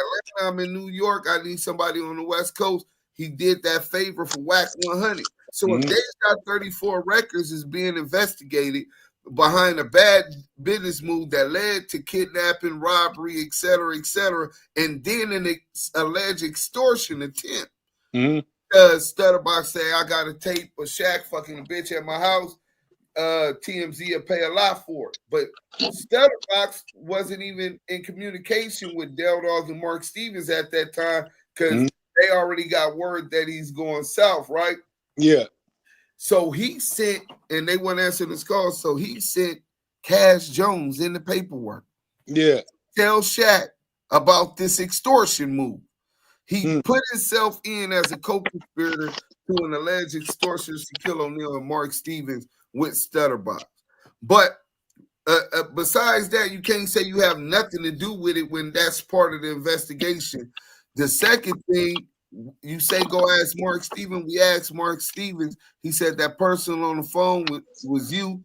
And I asked him, was that person identified as confidential source 2 back in the paperwork? He said, yeah. So I don't know how you look at that, but hearing those clips, let me get what you gathered just from what you know about this situation. When I heard Tiny Draws get at him like that, he didn't know Draws knew about that shit. You know what I'm saying? So he's trying to play like he didn't know what he was talking about. And nigga put it on Paru, nigga, that you ain't in that paperwork. And he wouldn't do it. You know what I'm saying? And Cuz put it on 6-0 because he knew the truth.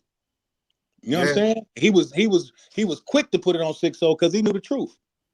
And that's why that nigga never said, you know how much he say on Paru? He ain't say no on Paru right there. Right. He would have said that immediately. Nigga, on Paru ain't in no paperwork. But you didn't do that because you know you is. Yeah. And, Hey, and then when the nigga Stutterbox get on the phone with him and say, he's reading the paperwork saying that Del Dog wouldn't talk to you. I talk to dog. I talk to dog. You lying I like a talk to motherfucker. dog. He lying like a motherfucker, bro. So on some real shit, I feel like these niggas' walls is closing in, homie. It don't matter how much money they got or nothing because your integrity and your morals is all out of whack. You know what I mean? And money comes and goes. And as long as nigga got his morals and put God first, nigga, you gonna get your money. You know what I'm saying? You know what I mean? Right. You ain't gotta be out here doing no sucker shit and trying to belittle everybody like Big Meats just got out of jail. He got shit to say about him. You know what I'm saying? Like, goddamn, nigga just did a 20 piece. The fuck? No, definitely. Yael, you anything you want to bring up? And then I'm finna mute up and let you and Diamond get into yours. Then we got Bully Loco in the building. Yes, Wait sir. this shit up. You know what I'm saying? Damu Kiwe conversations. Yes, the conversations is going. Yeah, most definitely, man. You know, like, you know, I know you know TD. Salute, that's my bro, man. That's the bro. And basically, I'm talking to TD, and he's basically saying, like, nigga, one of them niggas did a live yesterday. I believe it was Luce Coochie did a live implying on the phone that that TD had a fake fight after a fake fight with Bigu and Fats, lied about it. Then he started to change the nigga Rage story, which he lied to Rage, saying that he got down with Nip and Luce Cannon, said I got down with Fats, and then he said I called him and it was over money. Listen, bro, this dude be having so many different stories, so many different implications of people. Can't get his facts straight for nothing because it ain't facts to go off of. He's just a liar, and he likes pulling people in. Like with the situation with me, I had a situation with Luce Coochie. I met him through the internet. Like CS2 bagged something to me, I guess, to line me up to try to, you know, whatever it may be, you know, I don't know what their intentions was, but long story short, I end up squabbling his homie up. You know, we squabbled up twice. He thinking I'm just like some, you know, regular singer rapper nigga. Wait, who took off though? Oh, man, I took off on the nigga always. You feel me? and the niggas try to record a nigga and do all the goofy shit for a TV show. And I tell a nigga, like, nigga, I don't do no fighting for no TV show. You niggas weird as fuck.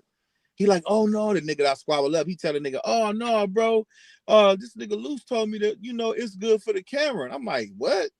I told Luce, I'm like, what the fuck you talking about? It's good for. He like, no. He said he slapped you, but then he kept saying he slapped somebody. I'm like, nigga, ain't no nigga never slapped me.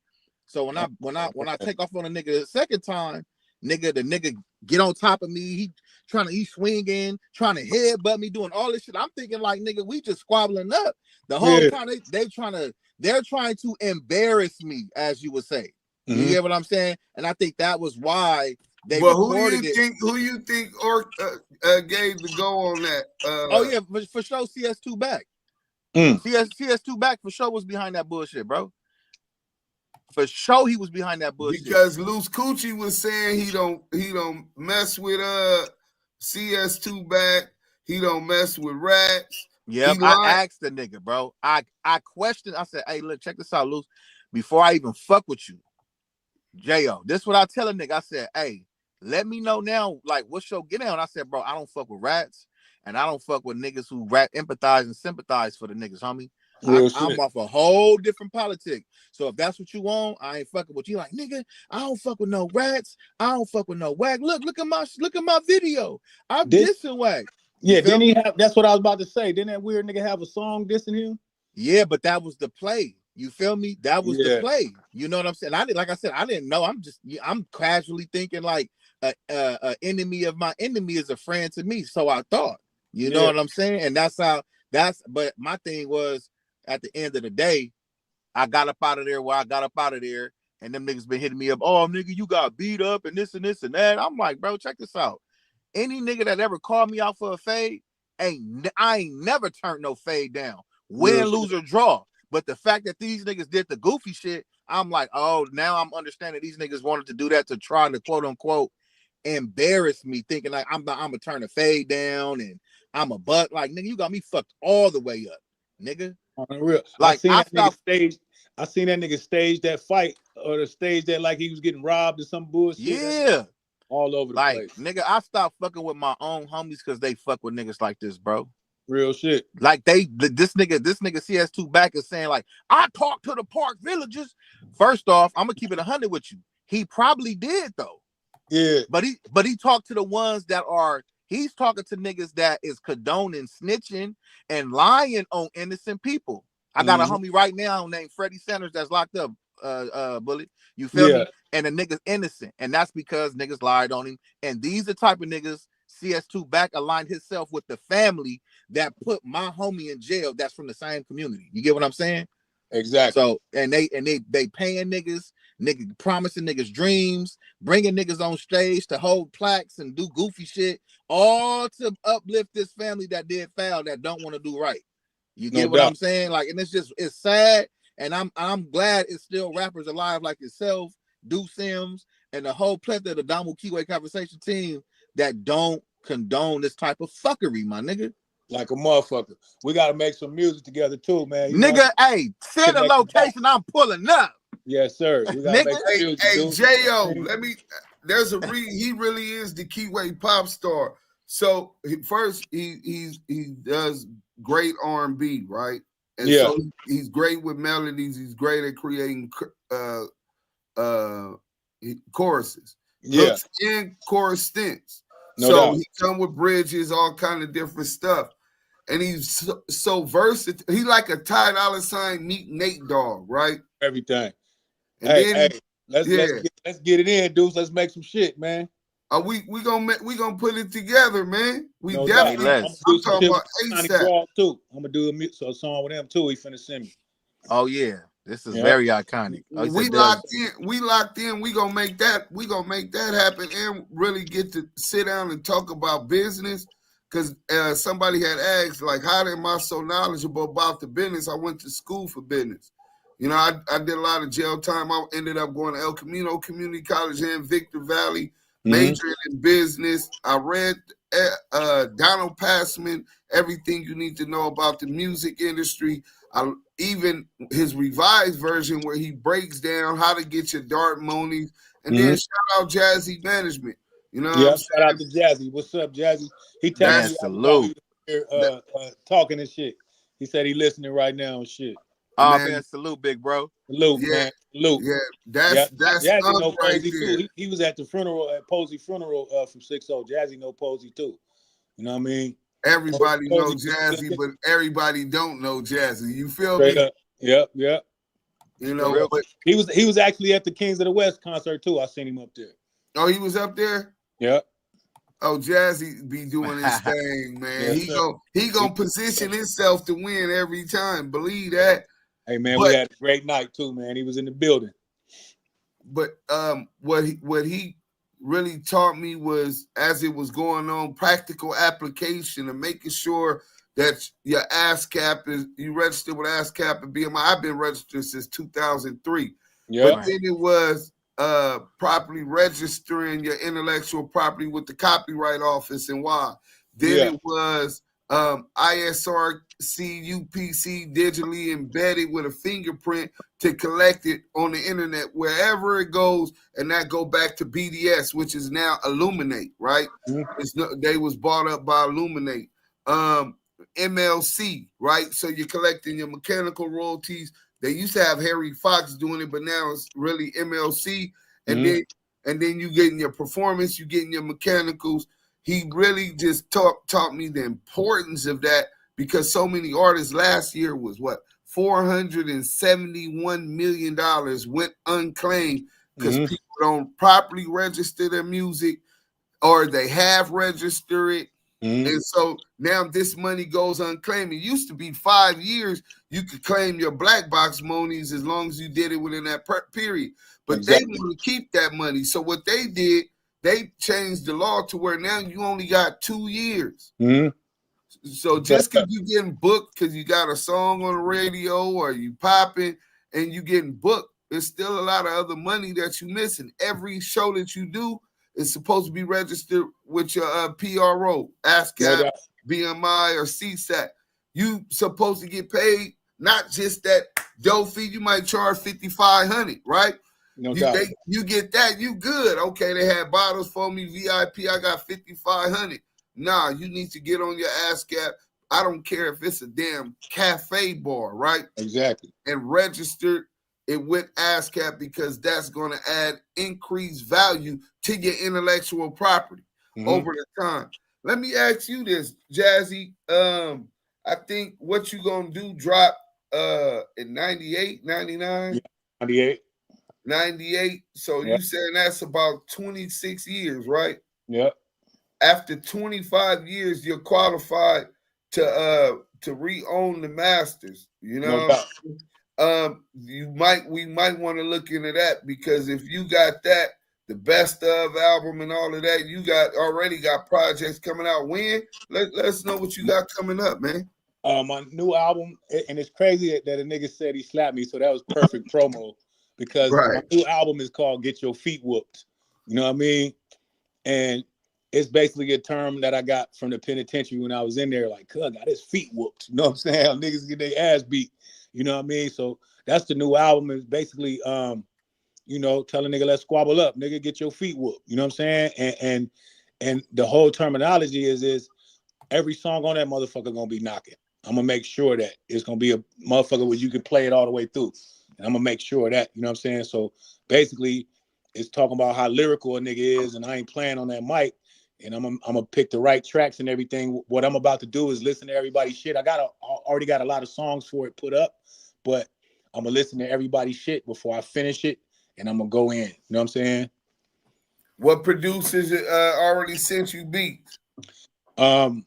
Shit. Right now, I got some shit from DJ Quick, Daz and Superfly finna make me some shit.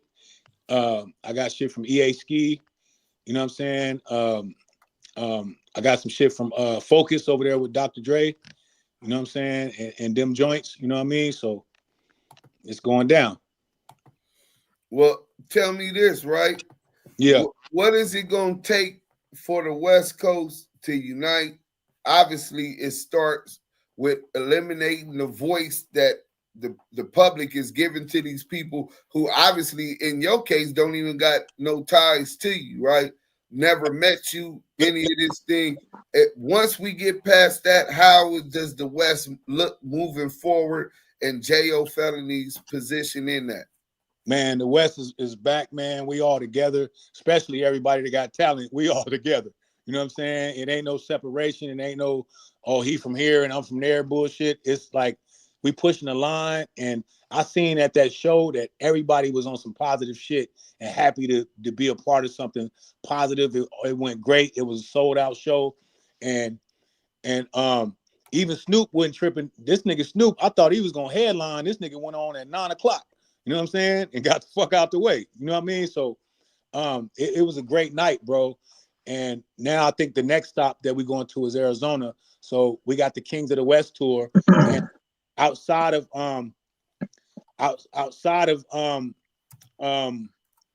the project I got coming out called Get Your Feet Whooped, I got another project that Dr. Dre helped me record and let me record like 35 fucking songs in the studio with this artist called Sly the Piper. Sly the Piper is an R&B artist, but he can rap as well. And we got a whole project together that Dr. Dre helped us make. You know what I mean? And let us use his studio whenever we wanted to. We was in the big rooms, nigga. It'd be all kind of stars in the next room and shit. You know what I'm saying? So, and then when I had a meeting with Universal one day, and I was with Sly, and he called Dre on speakerphone, and Snoop was over there at Dre house, and he had him on speaker, told him I'm with Jayo. He like, bring him through. I want y'all to hear Snoop new album. So I went over there and he banged Snoop new album out, and that shit is incredible. You know what I mean? So I'm just happy to see everybody back working, and I'm in good grace with everybody, bro. One thing I had to realize is I don't want beef with niggas at my peers about, with no rap shit. You know what I'm saying? I want us to work together, and I feel that I can rap with anybody from the West to the East to the South, you know what I mean? And I just want to try to bring us all together, man. Bring all the regions together. Bring all the real niggas together. Crips, Bloods, all the shit. and be on a positive note. Look out for these kids, you know what I'm saying, and make sure they taken care of, because a lot of kids is getting hurt and fucked up with these devils out here, bro. You know what I'm saying? Motherfuckers human trafficking, all kind of weird shit. You know what I'm saying? Kids be coming up missing, and it seems like, especially when black kids coming up missing, like all them people came up missing in that town, and nobody talking about the shit. You know what I'm saying? So we got to get up on our shit, bro. And they say whatever about Russell Simmons, but one thing I learned from Russell Simmons is communication is key. You know what I'm saying? And if you got your communication on deck, you'll alleviate a lot of problems to be out the way. You know what I'm saying? If you got your communication on deck. You know what I mean? And that'll stop a lot of people from losing their lives and shit if the communication is on point. Because you can settle a difference and keep moving and live your life, as opposed to a motherfucker trying to go hurt you or something. Just communication. You know what I'm saying? Right. That's the fact, man. I appreciate that and the energy, but especially how you explained that. And there is a difference between people with talent and those who don't have talent. Shit. If you never had no success because you weren't talented, then you got to come up with a gimmick. You got to be fake, right? Hey, I don't even want to keep talking about these weirdos because they walls is closing in anyway. But one thing I got to say about fucking Luce Cannon is, how the fuck you gonna lie and say Nipsey told you to pass the torch to you? Nigga, he ain't passed it to J-Stone or Cuzzy Capone, nigga, or Pac-Man, and none of them. He passed the torch to you. Nigga, ain't never seen you with this nigga a day in my life. Hey, Jay, you gotta say this. Goofy! Goofy! hey, oh, Jazzy managed the East Siders. That's why he was there. Yeah. The East Siders was performing with Snoop. Yeah, he do manage the East Siders. Yeah. Hey, shout out to the East Siders. My nigga Goldie Low. Yes, sir. Goldie Low. I need some beats, cuz. Oh, yeah. Hey, I talked to Daz, and they said him and Superfly gonna make me some shit, so I'm looking forward to that. Yeah, let them know about the Damu Kiwe conversation. We want to help support and promote all of them brothers that's putting out new music. Yeah, for sure. You know what I'm saying? I got a hard-ass song from DJ Quick called Titty Milk. That motherfucker. Wow, this nigga said titty milk. Is it a stripper with the titty milk? Hey, it was like, she was so sweet, like titty milk in her mouth, and down south. Ouch. What? Hard as fuck. Hey, that's crazy. Hey, but real quick, we gonna get into the music. Hey, G-Mac, I know you got a question. We gonna get to you, and after you finish, Diamond and Jayo go way back, so we gonna let Diamond do what he do. But I want to see if give him a little dose of what Yael do. This is a song distributed through you and just on that video, but it's all over that shit. Probably over 20 million views total. Man, you know hey, I definitely need some of that flavor, man. That shit. Oh man. He tell him about your songwriting skills real quick, y'all, and then we're gonna go to G-Mac and let Diamond do what he do and take over the interview. You know what I'm saying? Man, listen, I don't work with a few dudes in the industry. Steven Russell, Tank, Elliot Yaman from American Idol, just a few. Mindless Behavior. Mm-hmm. I did a lot of R&B stuff, but then I ended up working with Joe Moses. Salute to Joe, the Coyote for Hire. Yeah. Wally the Sensei, of course. The few other dudes, man. And like I said, I've been writing for a long time, man. Writing for a long time. I done turned down 2 record deals. Motherfuckers just didn't sit right with me. Homies giving fucked up deals, all type of shit, bro. So real shit. We just trying to get it right. Nigga, that shit knocking. Hey man, I appreciate it, man. Coming from I need some of that flavor, man. That's that new age flavor right there. Man, listen. Have a nigga sounding right. I ain't trying to be sounding old, even though I'm an old nigga. I gotta be on point. Like hey, listen, man. E40 be on point. So I'm trying to be on 40 on the 40 level, nigga. Hey, look, Jayo, it's the times, man. You always come with your authenticity. It's just the times you know what the youngsters is on. It's always giving that flavor like, nigga, I've been there, done that. Niggas know my gun clap. You feel me? It's like we know, like we just mixing it up and giving them our old swag from where we come from to this new generation that needs to understand like your music or teaching tools. So that's what I'm implying in my music. Dope in a motherfucker, bro. 100%, bro. I appreciate that, man. Motherfucker, my damn self. Appreciate that, man. Appreciate it, man. Yeah, man. Salute to you too, man, for making good music, man. You got that talent, man. Thank you, brother. I appreciate that, man. Coming from you, brother, I appreciate it.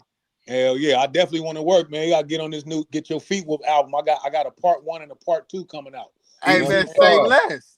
Yes, sir. Man, I'm highly honored and appreciated, bro. I'm ready to work whenever you are, man. That's what I'm saying. Deuce Sims gonna hook it up, nigga. We on. Say less. Yes, sir. And that's an Damu easy Kiwe conversations. Know what I mean? And much real love to quick, everybody in the chat too. Look, bro. I wasn't trying to be on no negative shit with nobody, my nigga. 1 second. Them niggas pull my name out of hat. Facts. You know what I'm saying? And try to smut me. And I wouldn't even have nothing to say about Wack with all the shit he got going on. But he the one gave that nigga the platform to say that bullshit and didn't even check the nigga like, nigga, put that on 6-0, you slap Jayo. This nigga Wack know me, nigga. You should have told that nigga, hey, put that on 6-0, you slap that nigga, because I don't believe that. And just ran with that bullshit. You know what I'm saying? But I guess them niggas used to lying, but you know what I'm saying? But I hope Luce Cannon gets the mental help he need. You know what I'm saying? And hey, whatever, man. But I better not run into that nigga, man. They gonna make me have to play this off. Go ahead with your question, G-Mac. Hey, he said, do a video to polish my shoes. I got a song. Hey, I am. Can you hear him, Jayo? Huh? We got somebody on Clubhouse gonna ask you a question, right? Can you hear him? Go ahead, G-Mac. Yeah. He kind of low. Yeah, he said you kind of low. Yeah, your voice kind of low. Nah, come up on the thing real quick, G-Mac, so we ain't got to do that. And while we waiting on G-Mac, we gonna play this video, Bully Loco. You know what I'm saying? By the time, yeah, nah, come up on the StreamYard. I'm gonna drop the link, bro. Hey, I want to say one thing too for people that don't know that's on here. I made a motherfucking project with my nigga Exhibit called Broken Ground, but the album and the soundtrack is a whole album from me, but you might not know it because it's under my name. My real name is James Savage. You know what I'm saying? So you guys go check that project out with me and Exhibit called Broken Ground. And I'm starting to perform those records again. And I think that film is about to be on Tubi or something like that as well. You know what I mean? We're gonna take this back. G-Mac gonna ask his questions. And we didn't even get to ask you about DMX, rest in peace. But the Jayo Felony featuring DMX and Method Man, what you gonna DMX, man? You know what I mean? Shout out to the Wu-Tang, Rough Riders. Yeah, did you ever mess with D with Rough Riders? No doubt. D brought DMX to the studio that night when we made the record. You know what I'm saying? And them was my boys, man. I remember I was telling the story. I remember they came from Roscoe's Chicken and Waffles, and X spit like 5-6 different verses. And when he spit that I got more homes than the essay, it was a rap. I'm like, yeah. That was it. It blended too with the West Coast shit. Real hey, shit. Simon, you with us? I'm here. But yeah, that nigga All just came I'm from gonna mute Roscoe. up. Go ahead. Yeah, man. Save the best for last. I was just sitting there, man. I said I got to let the world know, man. Aside, first and foremost, I'm a tip my hat, you know what I'm saying, to my little brother, man, because I've seen the maturation, you know what I'm saying, of him as a man, you know what I'm saying? Because when I first met him, we was all on some bullshit. We was really, really out there tripping, and not on no music shit, but on street level shit, you know what I'm saying?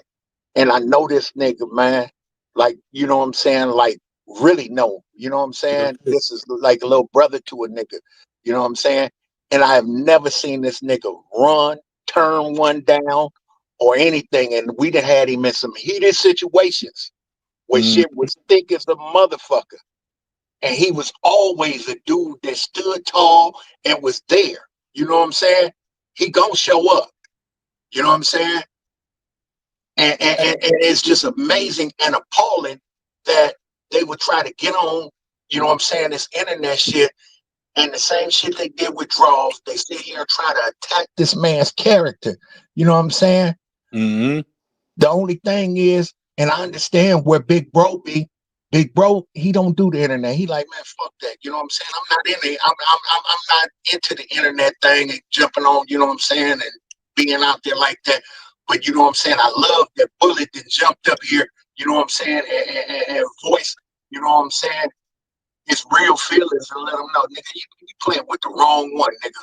Yeah, You know what I'm saying? you brought up the wrong tree, and I'm a God-fearing person, man, and I'm strictly defense. I mean, I don't fuck with nobody. You know what I'm saying? I'm strictly defense, homie. Exactly. And that's what life and even driving, nigga. I'm strictly defense. Straight up. Hey, hey, we ain't gonna talk about driving, cracking on the freeway and shit. You know what I'm saying? I'm strictly defense, man. So I just feel like, man, it's too much of us belittling each other, and it started with the motherfuckers, them other niggas with them platforms, them motherfucking white boys that use our beefs and shit with each other and capitalized on it and made millions off of our hardships, but they don't talk about none of the shit they got going on. You know what I'm saying? Yeah, but you know, they want to be agent provocateurs for the white boys, you know what I'm saying? Because they feel that's the only way that they gonna eat. You know what I'm saying? I feel like they connected to the feds because a lot of niggas go to jail after getting on them motherfuckers. Exactly, that part right there. You know. But like I say, you know what I'm saying? It's a level of maturity, and everybody listening and watching, you know, should realize, you know what I'm saying? One thing I can say, and you know as well as I do, Bullet, you know what I'm saying? Like we were speaking on that nigga X, you know what I'm saying? Highly spiritual. You know what I'm saying? And you wouldn't understand the depths of it unless you sat down and kicked it and talked to this nigga, man. You know what I'm saying? The same thing with Pac. Pac would sit in the car, you know, you already know. Pac sit in the car with me and be like, you know what I'm saying? Really like bare nigga soul to a nigga. You know what I'm saying? And you could see the beauty and the spirituality within them. You know what I'm saying? And I love seeing that you know what I'm saying, you still in touch with your spirituality, you know what I'm saying? And really in the right mind state, you know what I'm saying? Not looking for no bullshit, but nigga, I'm not turning nothing down. Like a motherfucker. You know? Hey, yes, sir. Thing I want to say about my brother DMX, man, it seemed like if you just a regular person, bro, and he took God so serious and his faith, he's like, he gonna pray for you right there, and he be serious about that shit, and he gonna say some shit off the top of the head too. You know what I'm saying? And it's gonna be from, you know what I mean? So much respect to X, man, and shout out to Yonkers, man, and Jada Kiss and all them, you know what I mean, and the Locks, you know what I mean? Straight up, real MC shit. And one of the craziest things, these dudes want to install themselves in history and be part of a history that they were not a part of, because you know, we was at the Century Club every Sunday. You know what I'm saying? We was there every Sunday. We was at the Key Club every week. You know what I'm saying? Everywhere that counted, we was there. Like a motherfucker. And we was the ones that counted when you was there. You know what I'm saying? And you know, because you was there with us. So, I mean, it's appalling that these dudes, I mean, I'm going to ask you a straight up serious question. When is the first time you ever heard of this dude, Wack 100? I didn't really even heard of him when he supposed to been on death row. I never seen him. You know what I mean?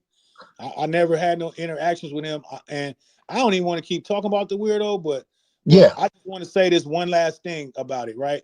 Yeah. I think he was lying about when we was at the Soul Train Awards, and me and Redman, that's my bro, you know what I mean? So I told Redman, we're gonna go in here. No, he told me, matter of fact, he was like, we're gonna go in here and steal all the motherfucking energy out the room. We just gonna go in there and start rapping, me and you, back and forth, back and forth. I said, fuck it, nigga, let's go. You know what I'm saying? We went in there, Redman grabbed the mic and got loose, and I came behind him, then he went back again, and the whole crowd, Russell Simmons and all of them in there, and they all start watching us rap. So it's like 20 death row niggas came in there, you know what I'm saying? And they was trying to get the mic and shit, nigga, and I grabbed Redman with my right hand and I balled my left hand up like, okay, I'm gonna knock one of these niggas out. You know what I mean? They might jump us, but somebody going to sleep, right? So, the Damu nigga that really told the story, I seen him telling the story the other day, and he was like, yeah, nigga, Jayo and them stood shitty in that motherfucker. You know what I'm saying? And Russell Simmons came up to us like, "Is everything good?" Because he seen a little commotion. I'm like, "Hell no, hell yeah, that's everything good." K9 from Swan. Yeah, I'm like hell yeah, everything good. You know what I'm saying? I'm like Red Man with me. You know what I mean? I'm like Red Man with me, cuz hell yeah, everything good. We straight. You know what I'm saying? And ain't no pressing me or none of that. I don't give a fuck about no crowd, none of that shit. You know what I mean? But I don't recall seeing him there. I seen it was a gang of Death Row niggas, but I don't recall seeing him there. You know what I'm saying? And Yeah. The bottom line, nigga, I was cool with Death Row, nigga. I went and performed, nigga, the night before Tupac performed at 66 Deuce, nigga. I was there performing. This nigga Suge paid me to perform at 66 Deuce. You know exactly, what I mean? man.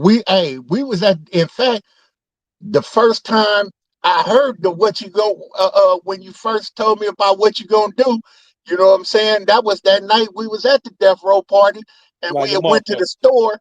We went to the store, and you was like, "Hey, listen to this, bro. I want you to hear this shit." Yeah. And I'm like, "This nigga here." But my favorite shit, and you got, hey, I'm gonna make you spit a little bit of this. Why they biting me, mama? Why they When biting you, me? hey, that nigga made the hair stand up on the back of my head. That nigga's, why they biting me, mama? Why they biting me, mama? Why they biting me, mama? Cause son, you the shit. Like a motherfucker, bro. Hey man, I had my mom coming on that. She came through to the studio with me and Exhibit and laid shit on this song. Got called "Call Me by My Government," and I no matter what through time, I always had that record with my mom doing talking about how I was a baby and I wouldn't go to sleep unless you played classical music, and it'd put me to sleep. But I didn't like no bebop music or none of that shit. You got to play classical music, and as a baby, I would go to sleep from that. You know what I'm saying? But yeah, I learned how to rap from my mom because she used to be like Muhammad Ali. She always said raps all the fucking time while she talking. You know what I mean? So I picked up on that shit. You know what I mean? yes, sir. Yep. Hell yeah. Gonna give us a bar that why they bite me, mama, real quick. Hey, I gotta remember that motherfucker. I gotta remember that motherfucker. I don't remember the lyrics to that motherfucker. I gotta think about that. Hey, I don't perform that song or nothing, but I need to start performing that motherfucker. You know On the real. Straight Hell up. yeah. Yeah. But yeah, man, you already know, man. We was out here kicking up dust, man, and it wouldn't really know we didn't have no problems with nobody, nigga. We was always the center of everywhere we went. We was the center of fucking attraction. Exactly. You know what I'm saying? Exactly. You know what I'm saying? Shit, that's when you had first turned me on to them Havana Joe boots, and Everything. Nigga, I bought every color. Niggas like, hey, you got the burgundy ones? Yeah, nigga. Shit, hey, my nigga, nigga, I got every color. I remember I went up to Suge's office when he first got out the pen, and I didn't have no appointment or nothing, but he was trying to sign me to Death Row. I'm like, nigga, give me $1 million, nigga. I'm not coming over here without no million. You know what I'm saying? So I went to the office like, give me $1 million. He got to talk about all kind of tax problems and shit. I'm like, nigga, I'm out of here. You know what I'm saying? But he was like, I like man. Hell yeah. Shout out and love to Suge, man. That's bro right there. No doubt. Hey, he was like, nigga, stay aggressive, nigga. I like how your ass aggressive like that, nigga. Stay aggressive, nigga. You know what I mean? Yes, sir. You know what I mean? But on some real shit, the last time I seen Suge, we went out to Denny's to eat. You know what I'm saying? Yeah. We was in Hollywood, we went out to Denny's to eat and shit, you know what I'm saying? But yeah. And one thing I can honestly say, man, if it wasn't for him, the West Coast wouldn't have been like that. You know what I'm saying? The West Coast wouldn't be where we at if it wasn't for that. Exactly. Nigga. Exactly. And we have to pay homage to that. Period. I mean, even when you look at it, bro, them niggas was able to do shit in Madison Square Garden, Snoop and Dre, and the East Coast motherfuckers like, how the fuck they come out here and was able to do that, nigga? Them niggas had power. You know what I'm saying? And Suge was pushing the line.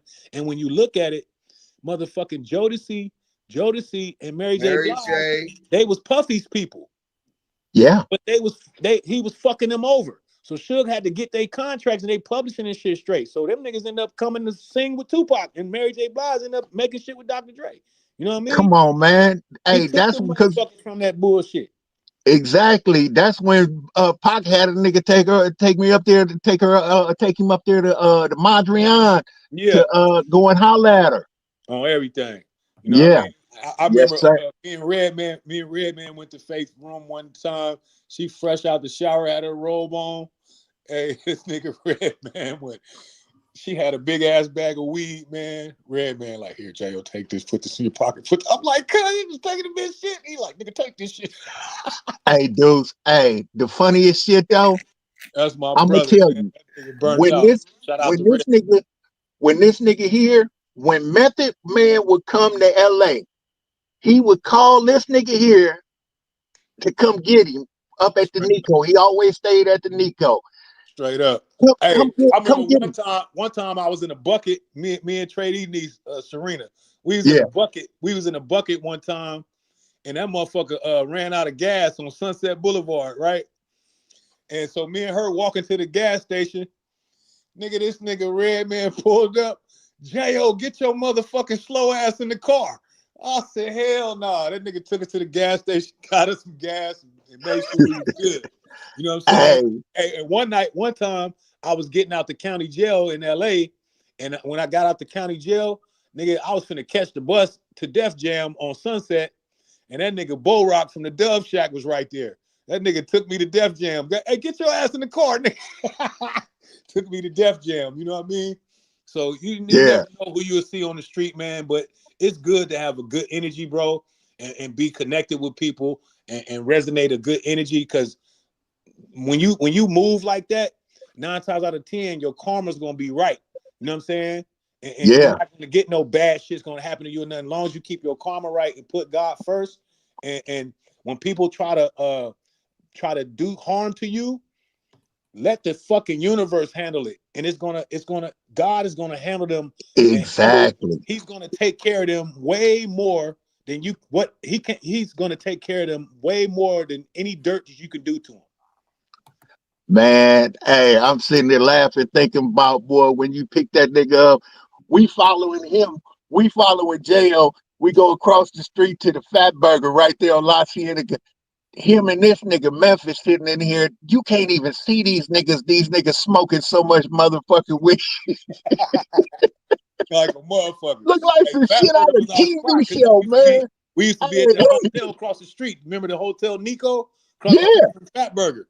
That bomb-ass hotel right there. We used to be at that hotel. We walk across the street to Fat Burger all the time. No, that's what he was just talking about. Yeah. Exactly. Hell yeah. Yes, sir. But man, it's good that, you know what I'm saying, you got your head on straight, and you know what I'm saying, you're doing what you're supposed to be doing. Get your bread, baby. Hey, before y'all go, let me no shout doubt, out man. this Hey, one. man, I'm living life. I'm thankful, bro. You know what I'm saying? And I'm on the rise again, and I'm just thankful that God had my back all this time through my hardships. You know what I mean? I've been to the penitentiary twice, and I only did like a year each time, but I learned a lot from going through that situation, and I just want to be on some positive shit, bro. And I want to give niggas they flowers. I got 2 different distribution channels, so I'm gonna put out 2 different albums. The one album that I got with me and Sly, we got Red Room Distribution, and then my other shit, Get Your Feet Whooped, is coming out on Universal. You know what I'm saying? So that's where my new album coming out at, on Universal. You know what I mean? So I'm finna light they ass up. That's what's up. That's definitely what's up. Yep, and I'm due to drop my shit in March, so I'll probably have a single come out like the beginning of February. I drop my first single, and then the album coming out in March called Get Your Feet Whooped. And I'm thankful the nigga said he slapped me because it go right with my promotion, nigga. Thank you, nigga, for the free promo, bitch. Thank you for the promotion, you know what I mean? Dodo. All that goddamn olive olay on your lips. oh, chicken grease lips. On my mama, nigga, barbecue mouth. Well, when you do release, we gonna make sure we go live. I don't care about making no money up, because they ain't gonna give us no money when we play your music. But I don't care. We want to help make sure we push you back to the next level and exactly where you pushing to. We do got a super chat, number 1 $5 super chat, said never hit the loop before, but that answer was hard. Hey, I want to say this, man. If y'all want to hear a dope song, bro, I put out a dope song like the end of last year. That shit's called Gigantor. If you want to hear a dope song, go play Gigantor, and it's gonna show you where I'm at right now with these lyrics. how I advance. Hold on. We finna play that right now. Hold on. Thank you, man. This is one of my favorite songs I ever made, bro. It's Gigantor with my nigga Sly, that's Dr. Dre artist on the hook, singing the hook, Sly the Piper. You know what I'm saying? He's on Eminem's new record as well that started, you know what I mean? You know what I mean? That's my boy Sly the Piper. So he's doing the hook. And Dr. Dre, we recorded that shit at Aftermath. You know what I mean? Right. Yeah. You still fucking with EA Ski, huh? Oh, no doubt. EA Ski sent me some new shit too. So I got to get to it, man. That's my bro. Shout out to EA Ski in the Bay, the mighty Bay area, man. Gigantor, Gigantor. Yep. I don't know why it's not popping up. Jayo Felony, Gagantor. Yep. G-I. I mean Tigan. No, that's how I got it. Hold Yep. on, let me see. I'm gonna show the screen. Hold on. So y'all can see what I'm seeing. You know what I'm saying? Gigantor. You got the show. Oh, you was on the show soundtrack? Yes, sir. I actually had my own song on the show soundtrack, and then I was featured on the song with Tretch and South Central Cartel song with me, Tretch, and MC8 and all of us. So I was probably the only one with a verse on there and the whole song. Oh yeah. Oh, this might be it. It's like a cartoon. Yep, they look like that cartoon. That's it. Oh, we finna get What's to real and original is in your bones. Nothing by the simple. Hey, this skinny jeans off nigga look like he got a little chemical in him. Hey, you don't even punch in, huh? Nah, I be one take. That's why I call myself one shot kill. They thinking it's about. They thinking Rule number 3. But I call you myself can't get one rich shot slow. kill because When I go in there and knock my shit out in one take. Loco. That's Gigantor, man. That's just my shit. But yeah, man, I got a lot of shit coming out, man, and I got some film stuff. I wrote my first movie script a while ago, and it's about it's called Delta Street, and it's about the last 3 years of the crack era in San Diego, and it's a crazy story because on this one street, you had Bloods, Crips, motherfuckers from Compton, motherfuckers from LA, motherfuckers from Long Beach. You know what I'm saying? That shit is crazy as fuck. The story, you know what I mean? The last 3 years of the 80s crack era in San Diego. And the cold part about it, on Delta Street, if you cross the street, you'll be in National City. So if you cross the street, the San Diego police can't fuck with you on that other side of the street. That's how crazy the story is. You know what I'm saying? Well, Street TV say you need to do a video to that one.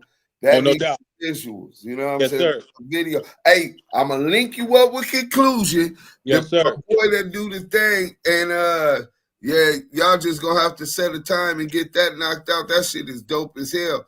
That's elite lyricism. Yes, Y'all sir.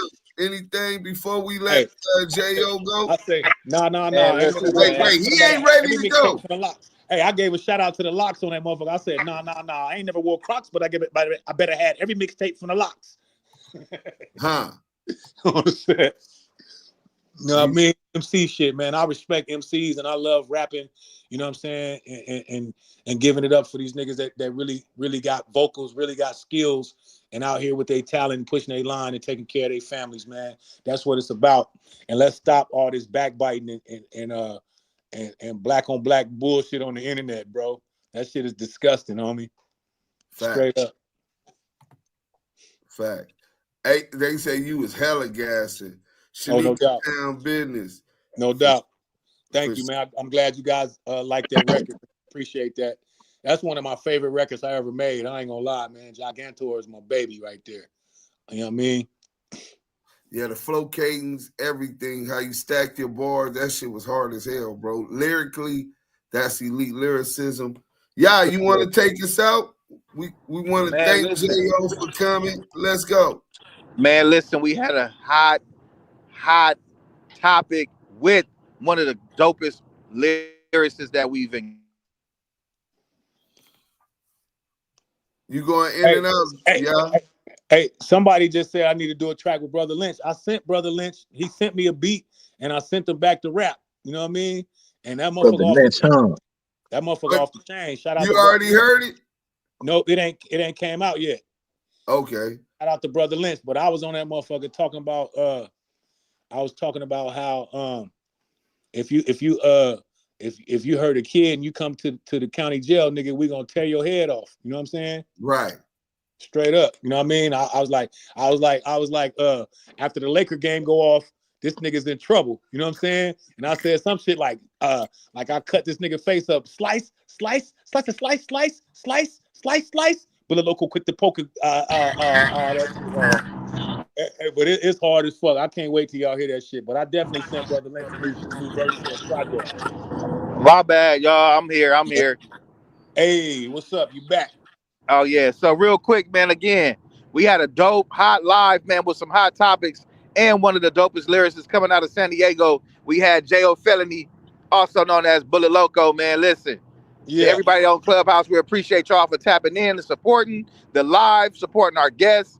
Everybody that's in the goo, on stage. Salute to the mods that's always on their job. And again, this is one of the dopest lives on YouTube. Salute to everybody that's in the chat. Y'all know that's where it's at. The Blue Wrench mob that's always on their job. Also, booting motherfuckers out that ain't supporting and doing the bullshit, man. Support. Thank you for y'all tuning in. Again, we had Jayo Felony.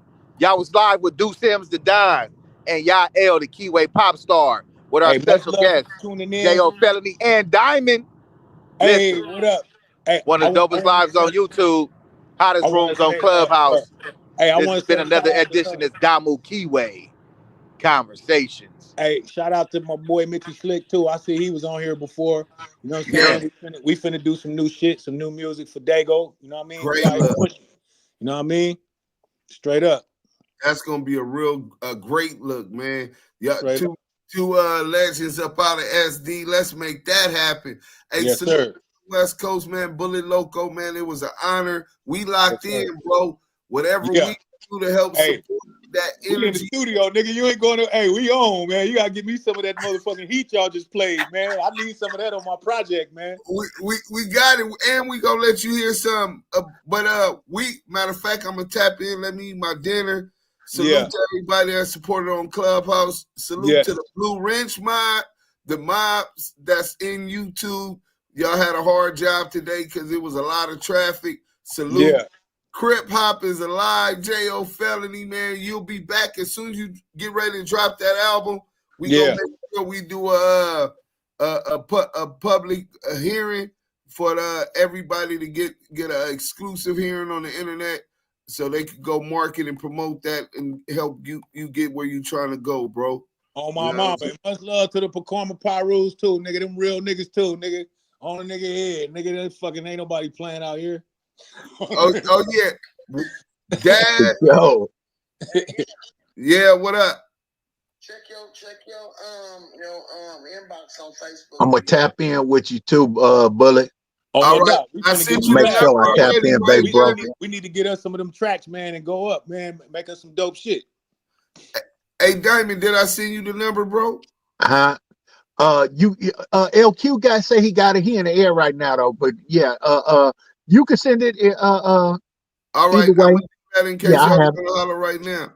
But until the next time, man, thank you again for coming, man. We appreciate the legendary San Diego own Bullet Loco, aka Hey, James, man, keep pushing your line, man. You doing your shit, man. Much success. Congratulations for this platform, man, and thanks for having me, man. And much love to everybody that tuned in, man. I love you guys. I'm not on no negative shit. I put God first, but I'm not having no suckers, man. No sucker shit going on, man.